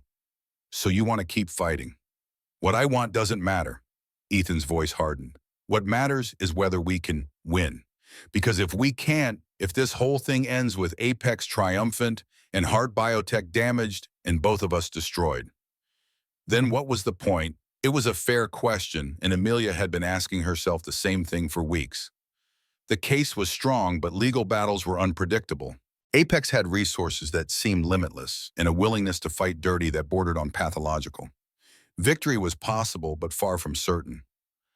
"I think we can win," she said slowly. "Rachel thinks so too. The evidence of fraud is overwhelming once you get past the legal smokescreens they've thrown up." She paused, choosing her next words carefully. "But I also know what this is costing. My daughter cried herself to sleep last night because she's afraid of losing me. I've spent the last 6 months fighting so hard that I almost forgot why I started." Ethan's expression softened. "Leia's okay. She will be, but I need to be present for her in a way I haven't been." She reached across the table and took his hand, an echo of the gesture she had made weeks ago in her kitchen. "I'm not giving up. I'm not backing down. But I need to find a way to fight this battle without losing my family in the process." Ethan turned her hand over in his, looking at her palm as if it contained answers to questions he had not yet asked. "What are you proposing?" "I want to accelerate the timeline. Force a resolution one way or another. My legal team has been building toward a comprehensive case that would take years to fully develop. But Rachel says there's enough evidence right now to file for an emergency injunction that would freeze Apex's use of SignLink while the larger case proceeds." Understanding dawned in Ethan's eyes. That would force them to negotiate. Or fight even harder, but at least we'd know where we stand. Ethan was silent for a long moment. Then he nodded slowly. "Let's do it." The emergency injunction sent shockwaves through the corporate world. Rachel filed the motion on a Friday afternoon, timing it to maximize media coverage over the weekend. By Monday morning, the story had exploded across business and technology news, with analysts speculating about the implications for both companies and the broader industry. Hart Biotech escalates fraud allegations against Apex Dynamics. SignLink inventor seeks emergency relief in patent dispute. CEO Hart stakes reputation on claims of corporate theft. The coverage was intense but no longer one-sided. The evidence Rachel had compiled was too compelling to ignore, and journalists who had initially accepted Apex's version of events began to ask harder questions. Former employees of both SignLink and Apex came forward with corroborating stories. Academic experts weighed in on the technological similarities between SignLink and Voxbridge. The narrative was shifting. Apex responded with their own escalation. They filed a countersuit against Amelia, personally alleging that she had conducted an illegal investigation into their business practices. They demanded that she be removed as CEO of Hart Biotech, pending the resolution of all legal matters. They even suggested that her emotional state, grief-stricken widow, devoted mother had compromised her judgment. The attacks stung, but Amelia had prepared for them. She released a statement acknowledging that she had initiated an internal investigation after discovering potential irregularities, as was her responsibility as CEO.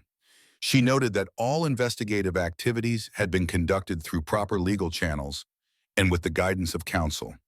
And she concluded with words that would be quoted widely in the days that followed. "I will not be intimidated by those who believe that wealth and power entitle them to destroy innocent lives.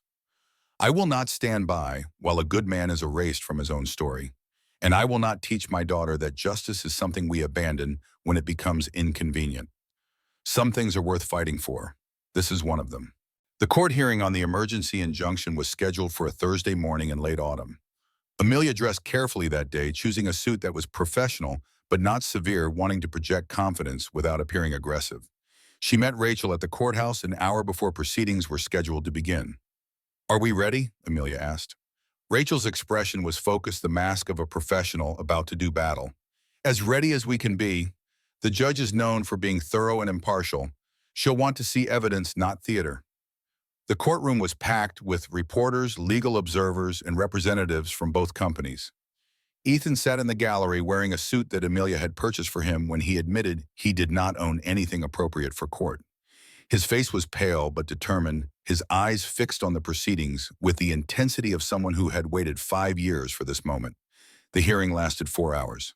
Rachel presented the evidence of fraud, walking the judge through the forged signature, the timeline of the acquisition, the testimony of experts who had analyzed the technology. Apex attorneys pushed back at every turn, arguing that the evidence was circumstantial, that the signature variations could be explained by stress rather than forgery, that Ethan Cole had a history of making baseless claims against companies he blamed for his failures. Amelia watched the judge's face throughout, trying to read her reactions. Judge Eleanor Vasquez was a small woman with silver hair and sharp eyes that missed nothing. She asked probing questions of both sides, her tone neutral, but her intelligence evident in every query. By the time the final arguments concluded, Amelia had no idea which way she would rule. The judge announced that she would issue her decision within 72 hours. The waiting that followed was among the hardest periods of Amelia's life. She spent the first evening at home with Leia, the two of them cooking dinner together and practicing sign language and watching a movie that neither of them really followed. When Leia fell asleep on the couch, her head in her mother's lap, Amelia sat motionless for a long time, stroking her daughter's hair and trying not to think about what the future might hold. The second day brought phone calls from board members demanding updates and reporters seeking comments. Amelia handled each with the same calm professionalism, revealing nothing about her internal state. She worked through the day's regular business, signing off on quarterly reports and reviewing research proposals, but her mind was elsewhere. That evening, Ethan called. "I couldn't sleep last night. I keep replaying every moment of the hearing in my head, wondering if there was something I should have said differently." Amelia understood the feeling. "You did everything right. The rest is out of our hands." A pause. "Then I want to thank you, whatever happens tomorrow." "Don't thank me yet. I'm thanking you regardless." His voice was thick with emotion. "No one has ever fought for me the way you have. No one has ever believed in me this much. Even if we lose, that means something." Amelia felt tears prick at her eyes. We're not going to lose. You don't know that. No, she admitted, but I believe it. And sometimes belief is all we have. The third day arrived, gray and wet rain falling steadily from clouds that seemed to press down on the city like a weight. Amelia received the news at 11:47 in the morning, a text from Rachel containing only two words, "We won." She read the message 3 times before the meaning registered. Then she sat down in her chair and let the tears fall. Judge Vasquez's ruling was comprehensive and damning. She found substantial evidence that the signature on the transfer agreement was fraudulent. She noted the suspicious timing of the acquisition occurring when Ethan Cole was psychologically incapable of meaningful consent. She observed that Apex Dynamics had engaged in a pattern of behavior designed to silence legitimate questions about the origins of their technology. The emergency injunction was granted. Apex was prohibited from using licensing or selling any technology derived from SignLink pending full adjudication of the underlying dispute. The judge strongly encouraged both parties to pursue mediation rather than prolong litigation, noting that the evidence she had seen raised serious questions about Apex's conduct that might warrant investigation by regulatory authorities. The news spread quickly. By afternoon, financial analysts were predicting that Apex would be forced to settle rather than risk a full trial that could expose additional wrongdoing. Heart Biotech's stock price surged as investors recognized that the company had positioned itself on the right side of a major industry controversy, and Ethan Cole's name began appearing in headlines with a very different tone than it had carried for 5 years. SignLink inventor vindicated in court ruling, judge finds evidence of fraud in landmark tech acquisition case. The man who lost everything known may finally get justice. Amelia reads the headlines from her office, feeling a strange mixture of triumph and exhaustion. She had been so focused on winning that she had given little thought to what victory would actually mean. Now faced with the reality of it, she found herself uncertain about how to proceed. Her phone buzzed, a text from Ethan. "Can I see you?" she typed back. "Come to my office." He arrived 20 minutes later, still wearing the suit from the courthouse, looking stunned in a way that made her want to wrap her arms around him. She resisted the impulse, maintaining professional distance as he took a seat across from her desk. "I don't know what to say." His voice was barely above a whisper. "I've imagined this moment for 5 years. I thought I knew how it would feel, but I don't feel anything except confused." Amelia nodded. "The adrenaline will wear off eventually. The reality will sink in. What happens now?" Rachel expects Apex to reach out about settlement within the week. They don't want a full trial any more than we do. There'll be negotiations, probably some kind of structured arrangement that returns at least partial ownership of the technology to you. Ethan shook his head slowly. "I don't want the technology back. I don't want to run a company or manage a product or deal with any of that." Amelia tilted her head, surprised. "Then what do you want?" He was quiet for a long moment, his eyes drifting to the window in the gray city beyond. "When I started SignLink, I wanted to help children who couldn't speak find a way to communicate. That was the whole point. Not money, not fame, just helping kids who were trapped in silence." He turned back to face her. "I want to do that work again. Not as a CEO, not as an entrepreneur, just as someone who helps. I've been watching you with Leia, watching the way you've learned to reach her. That's what matters. That's all that's ever mattered." Amelia felt something shift inside her, a recognition of shared purpose that transcended the circumstances that had brought them together. What if there was a way to do both, to honor what you created and use it to help children at the same time? Ethan's brow furrowed. "What do you mean?" The idea took shape as she spoke, the outline of something that felt right in a way that business decisions rarely did. What if we created a foundation? Something that uses the technology and the settlement funds to provide resources for children with speech disabilities. You could run the program, work directly with the kids and families, while others handle the administrative side. She leaned forward, warming to the concept. "We could call it something meaningful, not SignLink, not Heart Biotech, something that represents what this is really about." Ethan stared at her for a long moment. Then slowly a smile spread across his face, the first genuine, unguarded smile she had ever seen from him. "Hope," he said softly. "It should be about hope." Amelia smiled back. "Hope speaks. Hope speaks." He tested the words, nodding slowly. "I like it. They sat together in her office as the afternoon faded into evening, sketching out the framework for something new. The legal battles would continue for months. The negotiations would be complex and contentious, and there would be setbacks and frustrations along the way. But for the first time since David's death, Amelia felt like she was building something rather than simply defending against loss. The rain stopped as the sun began to set and golden light poured through the clouds to illuminate the city below. Amelia watched it spread across the towers and streets, touching everything with warmth that had seemed impossible just hours before. "What are you thinking?" Ethan asked. She considered the question carefully before answering. "I'm thinking that my daughter smiled at you in a lobby and everything changed. I'm thinking that the worst things that happened to both of us led us to this moment. I'm thinking that maybe the universe isn't as random as I always believed." She turned to face him. "Mostly I'm thinking that I'm glad you decided to help a frightened child that day, even though you had every reason to keep walking, even though no one would have blamed you for staying invisible." Ethan held her gaze. "I almost did keep walking. I almost decided it wasn't my business, that getting involved would only bring trouble." "What changed your mind?" He was silent for a moment. "I saw her hands. She was trying to sign, trying to communicate with anyone who might understand. And I remembered what that was like, to have something to bone and no way to say it." His voice dropped lower. "My wife used to tell me that the universe sends us the people we need when we need them. I never believed her until that moment. Your daughter needed someone who could hear her silence. I needed a reason to stop being invisible." Amelia reached out and took his hand. "Thank you for hearing her, for being brave enough to stop." Ethan turned her hand over, tracing the lines of her palm with his fingertip. "Thank you for seeing me, for believing I was worth fighting for." They stayed that way as the light shifted from gold to pink to deep blue, two people who had found something unexpected in the wreckage of their lives.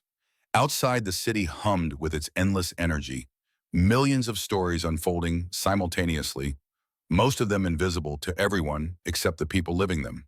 But this story was no longer invisible. This story was beginning to be heard. The weeks that followed were a whirlwind of activity. Apex Dynamics, facing mounting pressure from shareholders and regulatory agencies, agreed to settlement talks. The negotiations were contentious, with both sides fighting for every advantage, but the fundamental outcome was never in doubt. Apex would surrender its claim to the Signlink technology and pay substantial damages.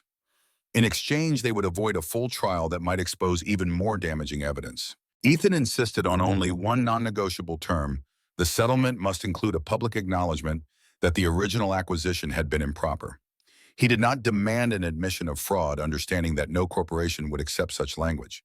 But he needed the record to show that something had gone wrong, that the narrative of his disgrace had been built on foundations that could not withstand scrutiny. Apex resisted this demand more fiercely than any other. Their lawyers argued that such language would expose them to additional liability. Their PR team warned that it would be seen as an admission of guilt, regardless of the specific wording. But Amelia's team held firm, and eventually Apex capitulated. The settlement announcement came on a Tuesday morning, timed to coincide with the opening of financial markets. The statement acknowledged that the original acquisition of Signlink Technologies had been conducted under circumstances that raised significant legal questions. It announced the creation of a fund to support research and services for individuals with speech disabilities. And it revealed that the core Signlink technology would be donated to a newly formed nonprofit organization, Hope Speaks Foundation. The financial press covered the settlement extensively, analyzing its implications for both companies and the broader technology industry. But the human interest story that emerged alongside the business coverage was the one that captured public attention. Janitor who invented revolutionary technology finally gets justice, the billionaire and the cleaning man. How a CEO's conscience changed everything from mopping floors to making history. The Ethan Cole story. The profiles and interviews came fast and relentless. Ethan, who had spent 5 years cultivating invisibility, suddenly found himself the subject of intense public interest. He handled the attention with the same quiet dignity he had shown throughout the ordeal, deflecting questions about his personal struggles and redirecting conversations toward the work that lay ahead. Amelia stood beside him through every interview, every press conference, every public appearance. They made an unlikely pair, the elegant CEO in her designer suits and the former janitor who still looked slightly uncomfortable in formal clothes. But there was something powerful about their partnership, a visual reminder that justice could transcend the barriers of class and circumstance. The Hope Speaks Foundation officially launched 6 months after the settlement. The opening ceremony was held in a converted warehouse space in Oakland that had been transformed into the foundation's headquarters.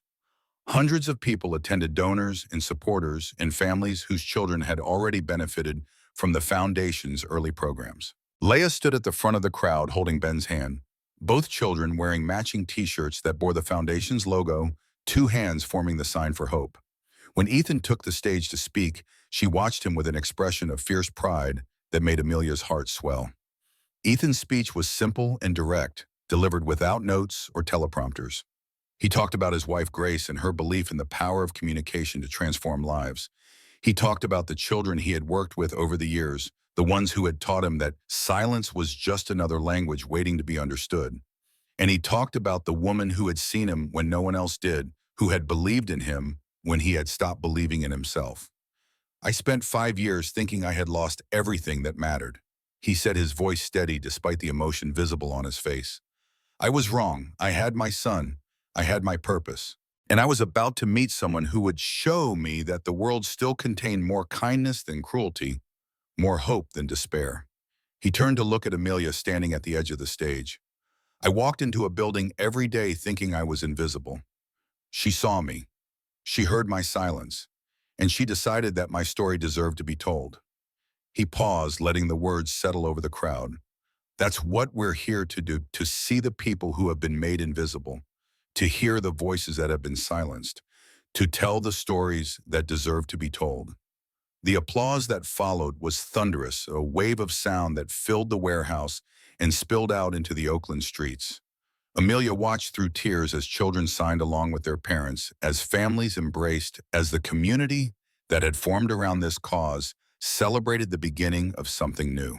Later, after the crowds had dispersed and the catering staff was cleaning up, she found Ethan standing alone on the loading dock behind the building.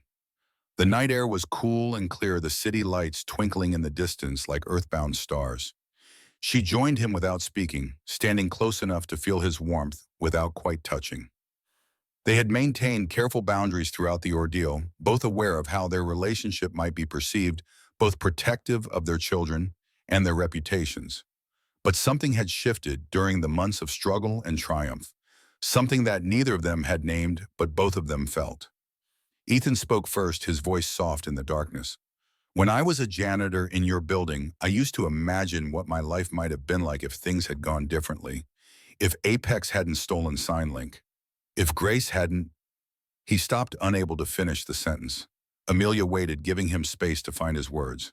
I imagined a different version of myself. Someone successful, respected, making a difference in the world. I thought that person was gone forever, that he had died along with everything else I lost. He turned to face her. But now I understand something I didn't before. That person was never gone. He was just waiting. Waiting for someone to remind him that he still existed. Amelia reached out and took his hand. You were always there, Ethan. You were always the person who would stop to help a frightened child even when no one was watching. That's who you are. That's who you've always been. He lifted her hand to his lips and pressed a gentle kiss to her knuckles. Thank you for everything. She moved closer, close enough to feel his breath on her face. Don't thank me. This isn't over. This is just the beginning. The beginning of what? Amelia smiled, feeling the weight of the past 14 months lift slightly from her shoulders. I don't know yet, but I think we're going to find out together. Behind them, through the open door of the warehouse, they could hear Leia and Ben laughing as they chased each other around the empty tables. The sound carried on the night air, bright and clear and full of promise, the sound of children who had found their voices and were not afraid to use them. The city hummed around them, millions of stories unfolding in the darkness, most of them invisible to everyone except the people living them. But this story had found its audience. This story would be remembered. Amelia leaned her head against Ethan's shoulder and watched the lights of Oakland flicker in the distance. Tomorrow would bring new challenges, new battles, new opportunities to build something meaningful from the wreckage of the past. But tonight, standing in the cool darkness with the man who had helped her daughter smile again, she allowed herself to simply be. The journey that had begun with a scream in a marble lobby had carried them further than either of them could have imagined. Where it would end, no one could say. But for the first time in a very long time, Amelia Hart was not afraid of the future. She was ready to meet it. The months following the foundation's launch brought challenges that none of them had anticipated. Success, as Amelia discovered, created its own set of complications problems that could not be solved with determination alone, but required patience, diplomacy, and a willingness to navigate the treacherous waters of public attention. Hope Speaks had captured the imagination of the public in ways that exceeded even the most optimistic projections.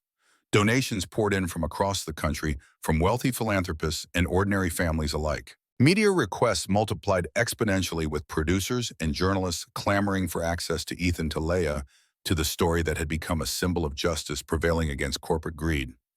The foundation's waiting list for services grew longer each week as families with children who could not speak sought the help that Ethan had promised to provide. The demand was overwhelming, and with it came the inevitable growing pains of an organization expanding faster than its infrastructure could support. Ethan found himself pulled in a dozen directions simultaneously, trying to maintain his direct work with children while also responding to the administrative demands of a rapidly growing nonprofit. Anaheim. He had never wanted to be an executive, had deliberately avoided the trappings of corporate leadership, even when SignLink was at its peak, and now he found himself drowning in the very responsibilities he had hoped to escape. Amelia watched the strain accumulate on his shoulders with growing concern.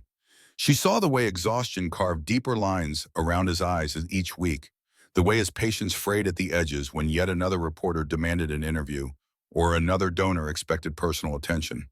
He was burning himself out, giving everything to a cause he believed in while leaving nothing for himself. One evening in late spring, she found him alone in his office at the foundation headquarters, surrounded by stacks of paperwork that seemed to multiply no matter how many hours he worked. The cleaning staff had long since gone home, and the building was silent except for the distant hum of traffic on the street below. She stood in the doorway for a moment, watching him struggle with a grant application that was due the following morning. His pen moved across the page in fits and starts, crossing out words and rewriting them, his frustration evident in every gesture. Her voice was gentle when she finally spoke. "You know we have staff who can handle that." Ethan looked up, startled by her presence. The exhaustion in his face was starker in the harsh fluorescent light, and she felt her heart constrict with worry. "The staff went home hours ago. This has to be submitted by 9 tomorrow morning, and I still don't understand half of what they're asking for." Amelia crossed the room and took the papers from his hands, setting them aside despite his protests. "Then it will be late. The world will not end. The grant is worth $200,000. That's enough to fund our entire summer program. And there will be other grants, other opportunities." She pulled a chair close to his desk and sat down facing him directly. "But there is only one of you, and if you work yourself into the ground, all of this falls apart." Ethan slumped back in his chair, the fight draining out of him. "I don't know how to do this, Amelia. I know how to work with children. I know how to teach sign language and develop communication strategies. But all of this," he gestured at the paperwork surrounding them, "this isn't what I signed up for." Amelia nodded slowly. "I know, and that's my fault." He looked at her with confusion. "How is any of this your fault?" "Because I pushed you into a spotlight you never wanted. I thought that giving you back your work would be enough, that you could pick up where you left off and everything would fall into place." She shook her head, acknowledging her mistake. "I didn't consider that the world had changed, that you had changed, that what you needed now might be different from what you needed 5 years ago." Ethan was silent for a long moment, processing her words. Then he sighed, a sound that seemed to carry the weight of months of accumulated pressure. "What I need is to help children. That's all I've ever wanted. But every time I try to focus on that work, something else demands my attention. Donors want meetings. Journalists want stories. Board members want reports. The children I'm supposed to be helping get pushed to the margins of my own calendar."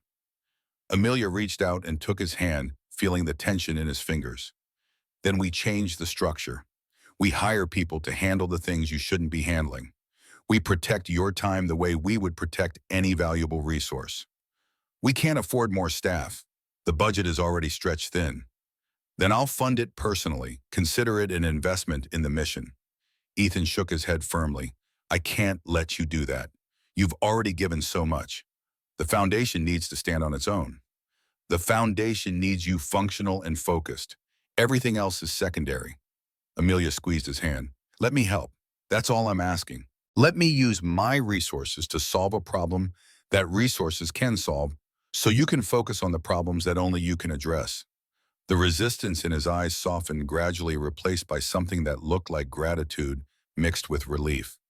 You always know exactly what to say. Not always, but I'm learning. She smiled. We both are. They sat together in the quiet office as the night deepened around them, two people who had found in each other something neither had expected. The romantic dimension of their relationship remained unspoken, a careful dance around feelings that both acknowledged but neither named. There were the children to consider, Leia and Ben, who had become as close as siblings and who might be confused or threatened by changes in the dynamic between their parents. There was the public scrutiny that followed both of them, the constant attention that would intensify if their relationship became something more than professional partnership. And there was the simple uncertainty of two people who had been so badly wounded by loss that they approached any new attachment with caution. But the connection between them was undeniable, growing stronger with each shared challenge and quiet moment. Amelia found herself thinking about Ethan at odd hours, wondering what he was doing, hoping he was taking care of himself. She noticed the way her heart lifted when she saw his name on her phone, the way conversations with him felt easier and more honest than conversations with anyone else. She was falling in love, and she knew it, and the knowledge both thrilled and terrified her. The complications she had anticipated arrived sooner than expected. A tabloid website published photographs of Amelia and Ethan leaving the Foundation headquarters late at night, their body language intimate even if their behavior was innocent. The headline screamed speculation. CEO and janitor is Heart Biotech's boss having an affair with her charity project. The article was cruel in the way that tabloid journalism often was, reducing both of them to caricatures while implying that their entire relationship was somehow scandalous. It questioned Amelia's motives for supporting Ethan, suggesting that her advocacy had been driven by romantic interest rather than principle. It dredged up the circumstances of Grace Cole's death, implying that Ethan was a man who drove women to destruction. It even mentioned Leia and Ben, speculating about how the children would be affected by their parents' inappropriate relationship. Amelia read the article with a cold fury that reminded her of the early days of the legal battle against Apex. She had thought that chapter was closed, that victory in the courtroom had ended the attacks on their character. But some enemies never accepted defeat, and the machinery of character assassination was always available to those willing to pay for it. She called Rachel immediately. I want to know who planted this story and who paid for it. Rachel's voice was calm but serious. I'll look into it, but Amelia, you need to be prepared for what we might find. These things don't usually trace back to a single source. I don't care how complicated it is. Someone is trying to hurt us, and I want to know who. The investigation took several weeks, during which the tabloid story spread across the internet like a virus. Other outlets picked up the speculation, adding their own embellishments and interpretations. Social media exploded with opinions, some defending Amelia and Ethan, others condemning them with the self-righteous fury that characterized so much online discourse. Through it all, Amelia and Ethan maintained a united front. They did not hide from the attention or retreat from public view. Instead, they continued their work, with the foundation appearing together at events and interviews, refusing to let the speculation derail their mission. Their composure in the face of attack only seemed to inflame their critics further, but it also won them new admirers who respected their dignity under pressure. The children thankfully remained largely shielded from the controversy. Leia's security detail had been strengthened after the earlier incidents with paparazzi, and Ben attended a school that took privacy seriously. Neither child was aware of the specific allegations being made about their parents, though both sensed the tension that accompanied any mention of news or media. Rachel finally traced the source of the tabloid story to an unlikely origin. The initial tip had come from an anonymous account that digital forensics eventually linked to a former employee of Apex Dynamics, a public relations specialist who had been let go during the company's restructuring following the settlement. The motivation appeared to be personal rather than corporate, the action of a disgruntled individual rather than an organized campaign. But the damage was done regardless of the source. Amelia considered her options carefully. She could pursue legal action against the tabloid, but that would only extend the story's life in the public consciousness. She could ignore the allegations entirely, but silence might be interpreted as confirmation. She could issue a denial, but denials often sounded defensive regardless of their truth. In the end, she chose a different path. She called a press conference not to address the rumors directly, but to announce a major expansion of the Hope Speaks Foundation. The expansion would include new facilities in 3 additional cities, partnerships with school districts across the country, and a research initiative to develop improved communication technologies for children with speech disabilities. The announcement was significant enough to dominate news cycles, effectively burying the tabloid speculation beneath more substantial coverage. During the press conference, a reporter asked the inevitable question about her relationship with Ethan Cole. Amelia's response became the most quoted moment of the event.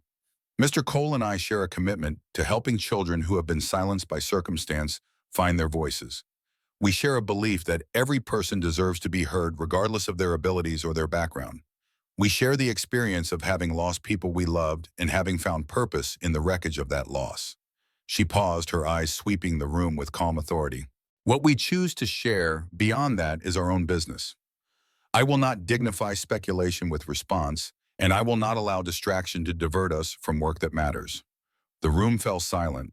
Then slowly applause began spreading through the assembled journalists until it filled the space.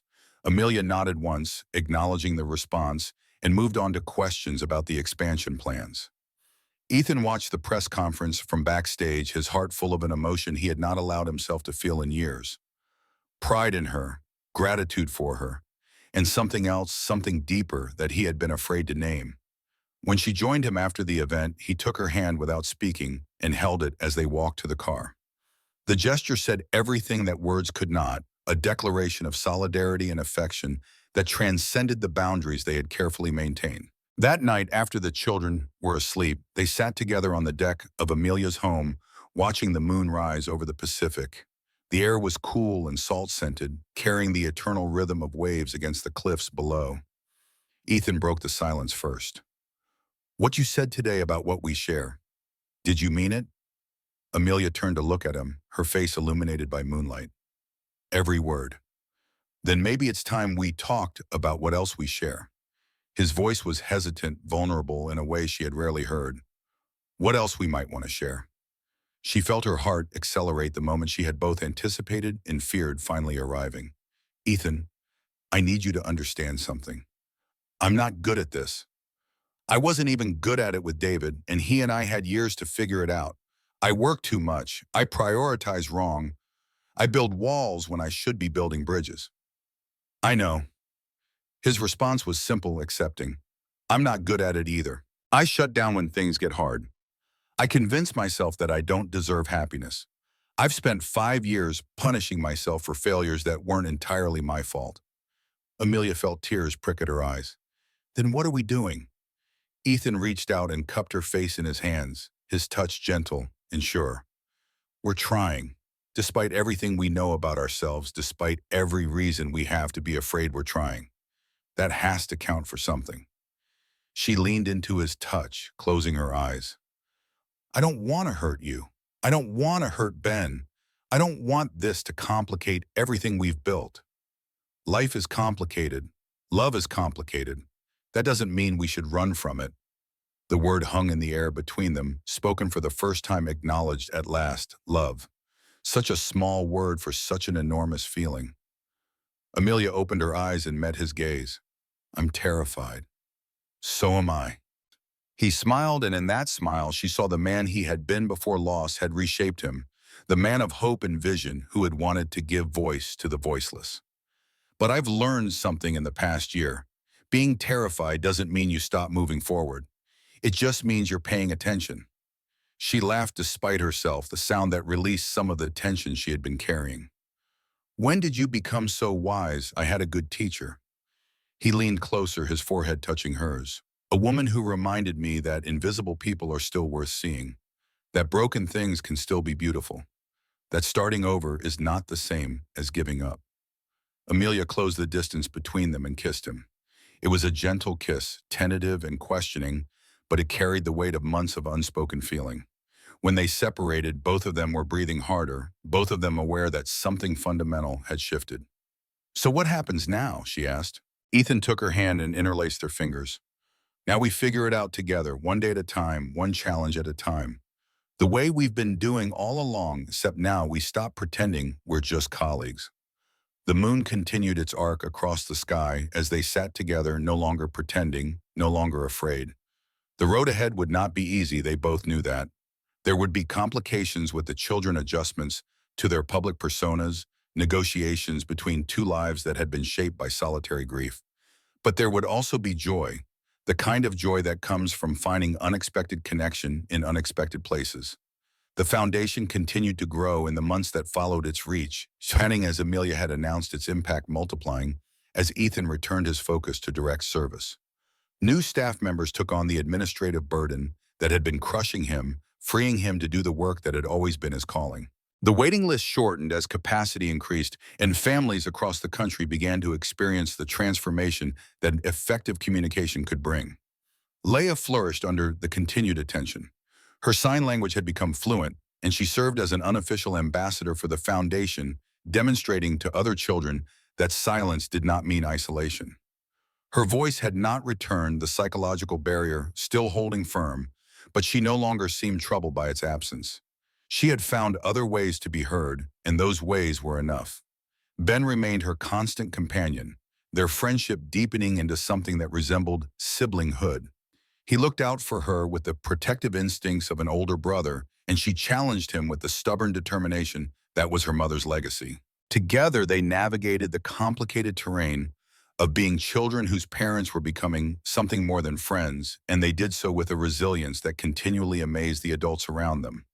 The public eventually lost interest in speculating about Amelia and Ethan's relationship. Other scandals emerged, other stories captured attention, and the billionaire and the former janitor faded from tabloid consciousness. Those who followed the foundation's work knew that the two were partners in every sense, but the nature of that partnership had become unremarkable, simply another detail, in a story that had already provided more than enough drama. As spring turned to summer and summer stretched toward fall, the sense of crisis that had defined the past 2 years gradually gave way to something more sustainable. The legal battles were concluded, the corporate enemies neutralized, the public narrative firmly established. What remained was the work itself, the daily practice of helping children find their voices, the slow accumulation of small victories that added up to something meaningful. Amelia found herself thinking less about protection and more about possibility. The walls she had built around herself and Leia had not disappeared entirely, but they had become more permeable, allowing connection where once there had been only defense. She still worked too much, still struggled to balance professional demands with personal presence, but the struggle no longer felt desperate. She was learning slowly to trust that the world would not collapse if she loosened her grip. Ethan continued to heal, though the scars of his losses would never fully fade. Grace's memory remained with him, a presence that shaped his work and informed his compassion. But he no longer felt defined by her absence, no longer believed that happiness was something he had forfeited forever. He had found a new life in the ruins of the old one, and that new life had room for joy. The children grew as children do, their personalities crystallizing into forms that would carry them into adulthood. Leia developed a passion for visual art, spending hours creating drawings and paintings that expressed the things she could not say aloud. Ben discovered a gift for mathematics, his analytical mind finding patterns in numbers the way his father had once found patterns in communication. They encouraged each other's interests, different enough to avoid competition, but close enough to share in each other's successes. And through it all, the work continued. Children who had been silent learned to sign. Families who had been isolated found community. Technologies that had been stolen were restored to their original purpose, serving the people they had been designed to help. The mission that Ethan had pursued since the beginning of his career, the mission that corporate greed had interrupted but could not destroy, moved forward day by day. Hope Speaks indeed. The anniversary of Hope Speaks Foundation arrived on a morning that seemed designed for celebration. Sunlight poured through the tall windows of the newly constructed center in downtown San Francisco, illuminating the open spaces that had been designed with children in mind.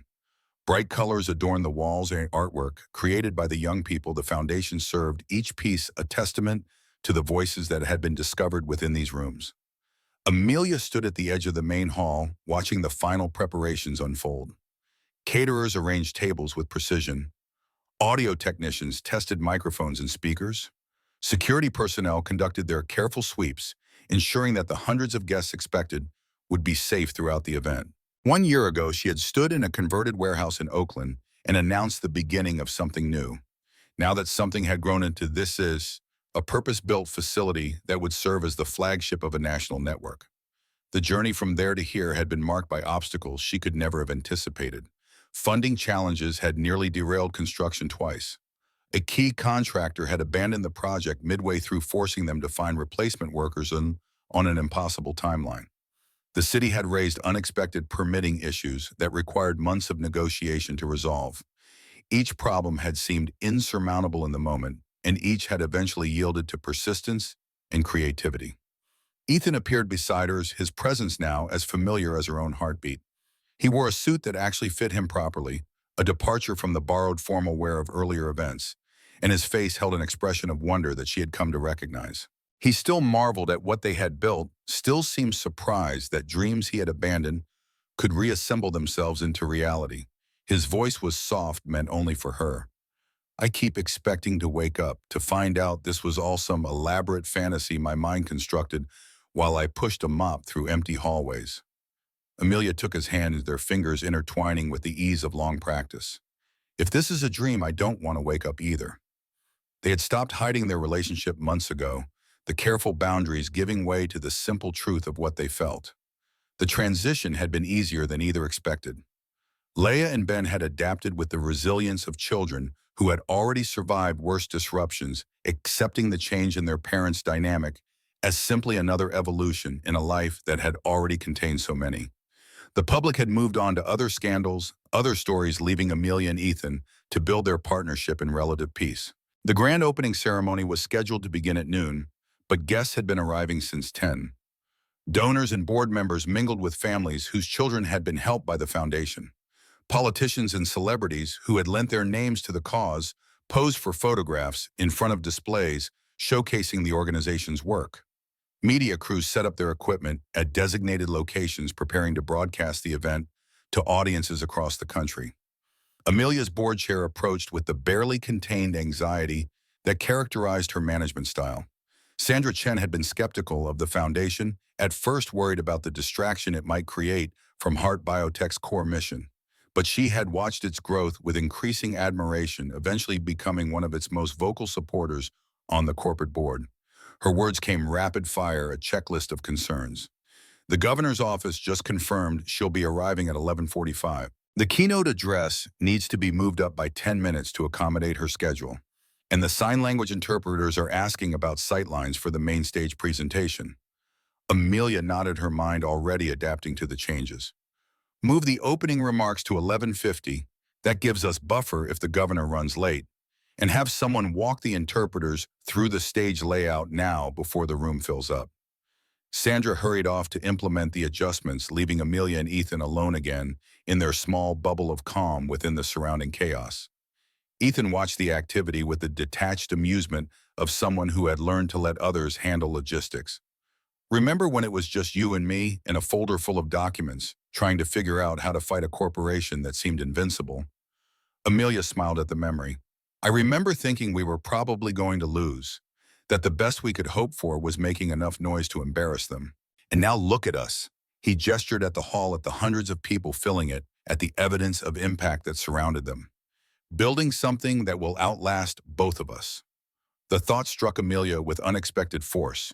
She had spent so much energy on the immediate battles, the daily crises, and quarterly milestones, that she had rarely considered the long-term implications of what they were creating. But Ethan was right. Hope Speaks had grown beyond them, had become an institution with its own momentum and mission. Whatever happened to its founders, the work would continue. The ceremony began precisely on schedule despite the last-minute adjustments. The governor delivered remarks that praised the foundation's innovative approach to serving children with communication challenges. Board members and major donors were recognized with the ritual appreciation that such events required. Video testimonials from families across the country played on screens throughout the hall, their stories of transformation moving many in the audience to tears. Then it was Ethan's turn to speak. He mounted the stage with a confidence that would have been unimaginable 2 years ago, when he had been a man who cultivated invisibility as a survival strategy. The audience fell silent as he approached the podium, their attention focused on the figure who had become the public face of a movement. He did not use notes. He never did.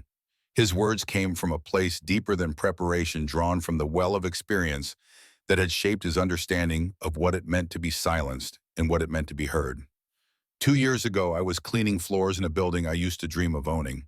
His voice carried clearly through the speakers, reaching every corner of the vast hall.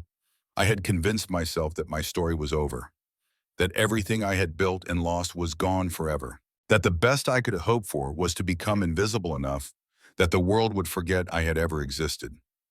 He paused, letting the words settle over the audience. I was wrong. The admission hung in the air, simple and profound. I was wrong because I had forgotten something essential. Silence is not the same as disappearance. Being unheard is not the same as having nothing to say. Every person in this room, every child we serve, every family we support, they carry voices within them. Our job is not to give them those voices. Our job is to help them find the voices they already have. He turned slightly, his gaze finding Amelia in the audience. I found my voice again because someone saw me when I had stopped believing I was worth seeing. Someone heard me when I had stopped believing I had anything worth saying. Someone fought for me when I had stopped believing I was worth fighting for. The emotion in his voice was unmistakable now, raw and honest, in a way that public speakers rarely allowed themselves to be. That's what we do here. We see people, we hear people, we fight for people, not because they can't fight for themselves, but because sometimes we all need someone in our corner, someone who believes in us when we've stopped believing in ourselves. He straightened his tone, shifting from personal to visionary. In the next 5 years, we're going to expand to every state in this country. We're going to develop technologies that make communication accessible to everyone, regardless of their abilities or circumstances. We're going to train thousands of specialists who will carry this mission into communities we haven't even imagined yet. His voice rose with conviction. And we're going to do it because silence is too heavy a burden for any child to carry alone. Because every voice matters. Because hope speaks even when words cannot. And the applause that followed was thunderous, a wave of sound that seemed to shake the walls of the building. Ethan stood at the podium, absorbing the response, his face reflecting an emotion that mixed gratitude with something approaching disbelief. 2 years ago, he had been invisible. Now he stood in the light, seen by hundreds, his story an inspiration rather than a cautionary tale. But the ceremony was not over. As the applause faded, Ethan raised his hand for silence. There's one more thing I want to share with you today. His voice had changed again, becoming softer, more intimate. A moment that means more to me than any speech or statistic or strategic plan. He turned toward the side of the stage where Amelia now stood with Laya and Ben. The children had been waiting backstage throughout the ceremony, prepared for a moment that had been planned in secret for weeks. Leia walked forward slowly, her small form somehow commanding attention despite the vastness of the stage. She wore a dress that Amelia had helped her choose, simple and elegant, and in her hands she carried a device that glinted in the stage lights. It was the latest prototype of SignLink 2, refined through months of development, capable of translating sign language into spoken words with remarkable accuracy and naturalness. The audience watched in hushed anticipation as Leia took her place beside Ethan. Her dark eyes swept across the crowd, showing nervousness, but also determination. This was the moment she had been preparing for, the reason she had practiced for hours each day, the goal that had given focus to her recovery. Her hands rose and began to move, forming signs with the fluency that months of instruction had developed. The device in her hands processed each gesture, translating them into synthesized speech that carried through the hall's speakers. My name is Laya Hart. The voice was not her own, not the voice she had lost in the aftermath of her father's death, but it was a voice nonetheless. Her voice shaped by her words, carrying her meaning. I am 7 years old. I could not speak for a long time because something sad happened to me and my family. She paused, her hands trembling slightly before resuming their movement. But then I met someone who understood my silence. He showed me that I could still talk, just in a different way. He showed me that being quiet doesn't mean being alone. Tears were streaming down faces throughout the audience. Amelia watched from the side of the stage, her own eyes burning, her heart so full it seemed impossible that her chest could contain it. Leia's signs continued, the device translating faithfully. My mom used to be very scared. She wanted to protect me from everything. But now she knows that protecting me doesn't mean keeping me away from the world. It means helping me find my place in it. She turned to look at Ethan, her expression softening with affection. Mr. Ethan taught me how to use my hands to speak. He and his son Ben became part of our family, not because anyone told them to, but because love finds people who need it. The audience was completely silent now, every person holding their breath as this child delivered a message that no adult could have crafted. My dad died 2 years ago. I miss him every day. Leia's hands moved more slowly now, the signs heavy with the weight of what they expressed. But he would want me to be happy. He would want my mom to be happy. He would want us to have people who love us and take care of us. She turned back to face the audience directly.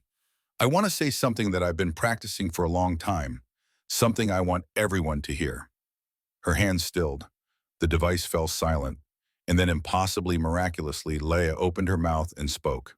Her voice was small, rough, from years of disuse, barely above a whisper. But the microphone caught it, amplified. It carried it to every corner of the hall. I love my family, all of them, the old and the new. The sound that followed was not quite applause and not quite cheering. It was something more primal, a collective release of emotion that had built throughout her presentation and now erupted in response to those simple words. People rose to their feet. Some sobbed openly. Others embraced strangers beside them, united in the witness of something extraordinary.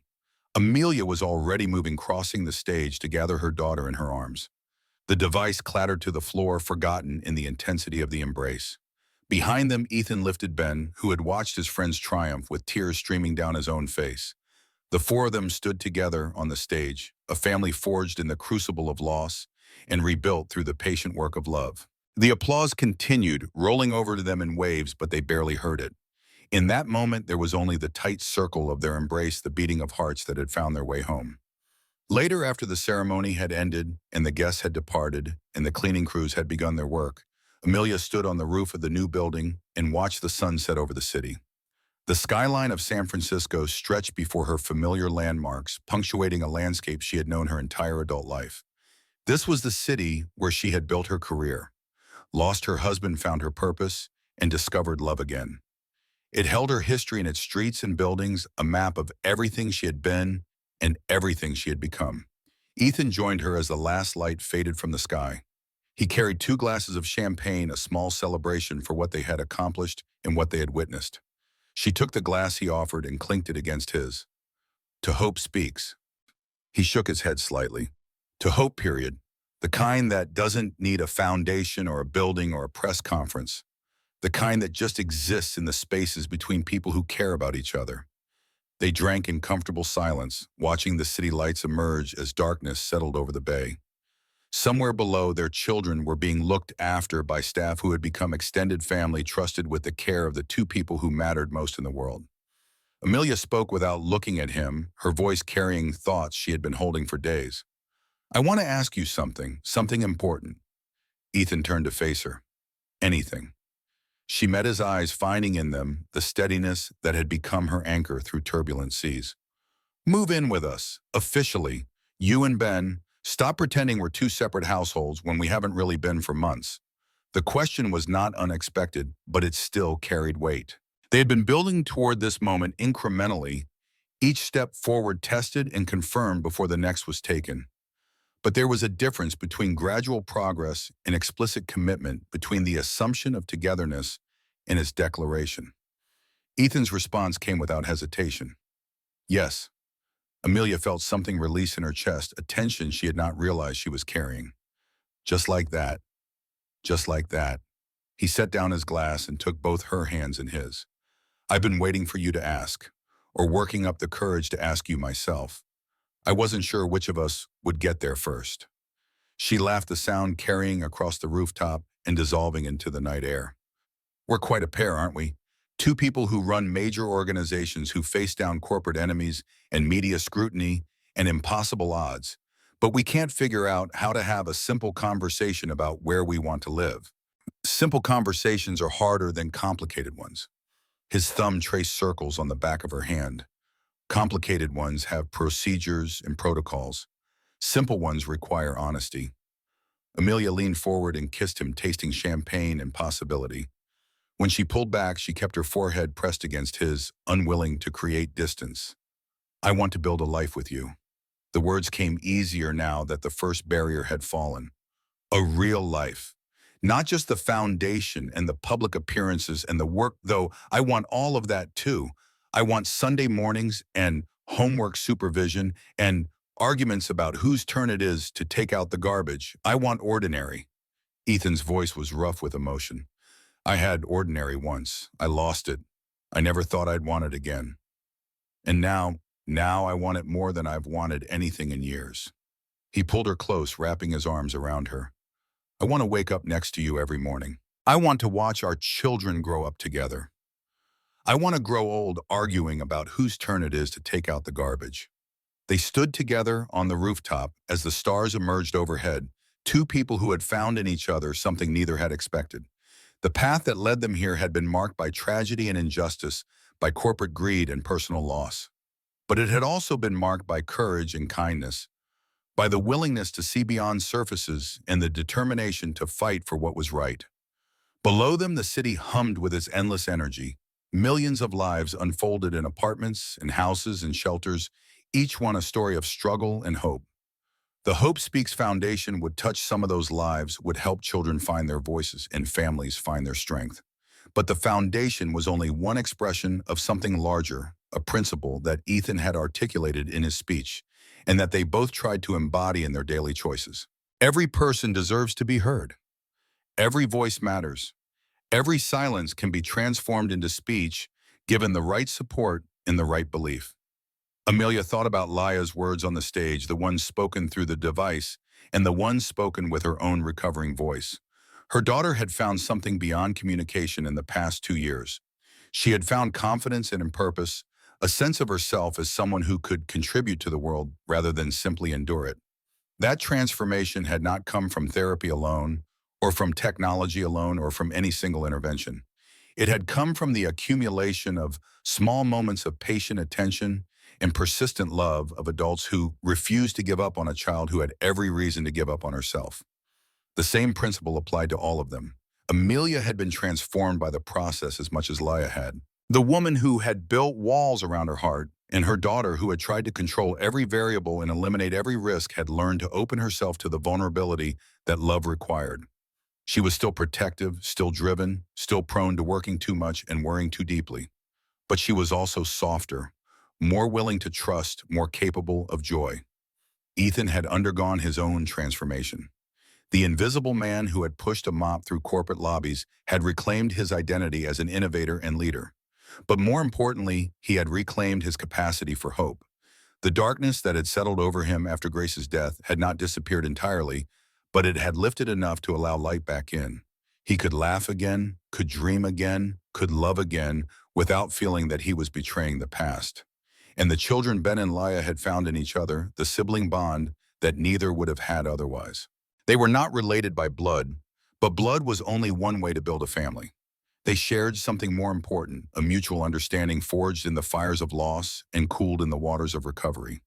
They would grow up together, would support each other through the challenges of adolescence and young adulthood, would carry the lessons of their childhood into whatever lives they eventually built. The future stretched before them, uncertain but no longer frightening. There would be obstacles ahead, there always were. The foundation would face crises that tested its resilience. Their relationship would weather storms that challenged its strength. The children would encounter difficulties that no amount of parental love could entirely prevent. Life did not become easy simply because you had survived hard things. It became bearable because you had learned that survival was possible. Amelia pulled back from Ethan's embrace and looked into his eyes. "Are you ready for this?" For all of it, the chaos and the complexity and the million small decisions that make up a life. Ethan's smile was answer enough, but he gave her words as well. I've been ready since the day I saw a frightened child in a lobby and decided that helping her was more important than staying invisible. I just didn't know what I was getting ready for. He took her hand and led her toward the door that would take them back inside, back to their children, back to the life they were building together. Let's go home. The words settled over Amelia like a blessing. Home. Not a place defined by architecture or geography, but a feeling created by the people who shared it. She had a home again, a real one with people who loved her and whom she loved in return. As they descended the stairs and collected their children and made their way to the car that would carry them to the house on the cliffs above the Pacific, Amelia allowed herself to feel something she had not felt in a very long time. Complete. Not the completion that came from achieving goals or finishing projects. Something deeper, something that had nothing to do with accomplishment and everything to do with connection. She was part of something larger than herself, woven into a fabric of relationships that gave her life meaning beyond any individual achievement. The drive home was filled with the children's chatter, Leia signing rapidly and occasionally speaking in the halting voice she was still learning to trust, Ben interpreting and adding his own commentary, both of them processing the excitement of the day in the way that children do. Amelia and Ethan exchanged glances in the rearview mirror, small smiles that communicated volumes about the gratitude they felt for this ordinary chaos. When they arrived at the house, the moon was rising over the ocean, casting silver light across the waves. The children ran ahead, eager to continue their conversation in the living room where they had spent so many hours together. Amelia and Ethan followed more slowly, savoring the moment. At the front door, Ethan paused. He turned to face the ocean, the wind carrying the salt smell that had become so familiar. You know, I used to dream about this, when I was mopping floors at 3 in the morning, trying not to think about everything I had lost. I would imagine a life where I felt whole again, where I had people who loved me, where the work I did mattered. He turned back to her, his eyes bright with unshed tears. I never imagined it would look like this. I never imagined it could be this good. Amelia took his face in her hands, the gesture tender and certain. Neither did I, and yet here we are. Here we are, he echoed. They entered the house together, leaving the door open for a moment to let the sound of the waves follow them in. The children's laughter drifted from the living room, bright and uncomplicated, the sound of healing made audible. Hope speaks, Amelia thought, in so many different voices. And sometimes, if you're very lucky, it speaks in the voices of the people you love most.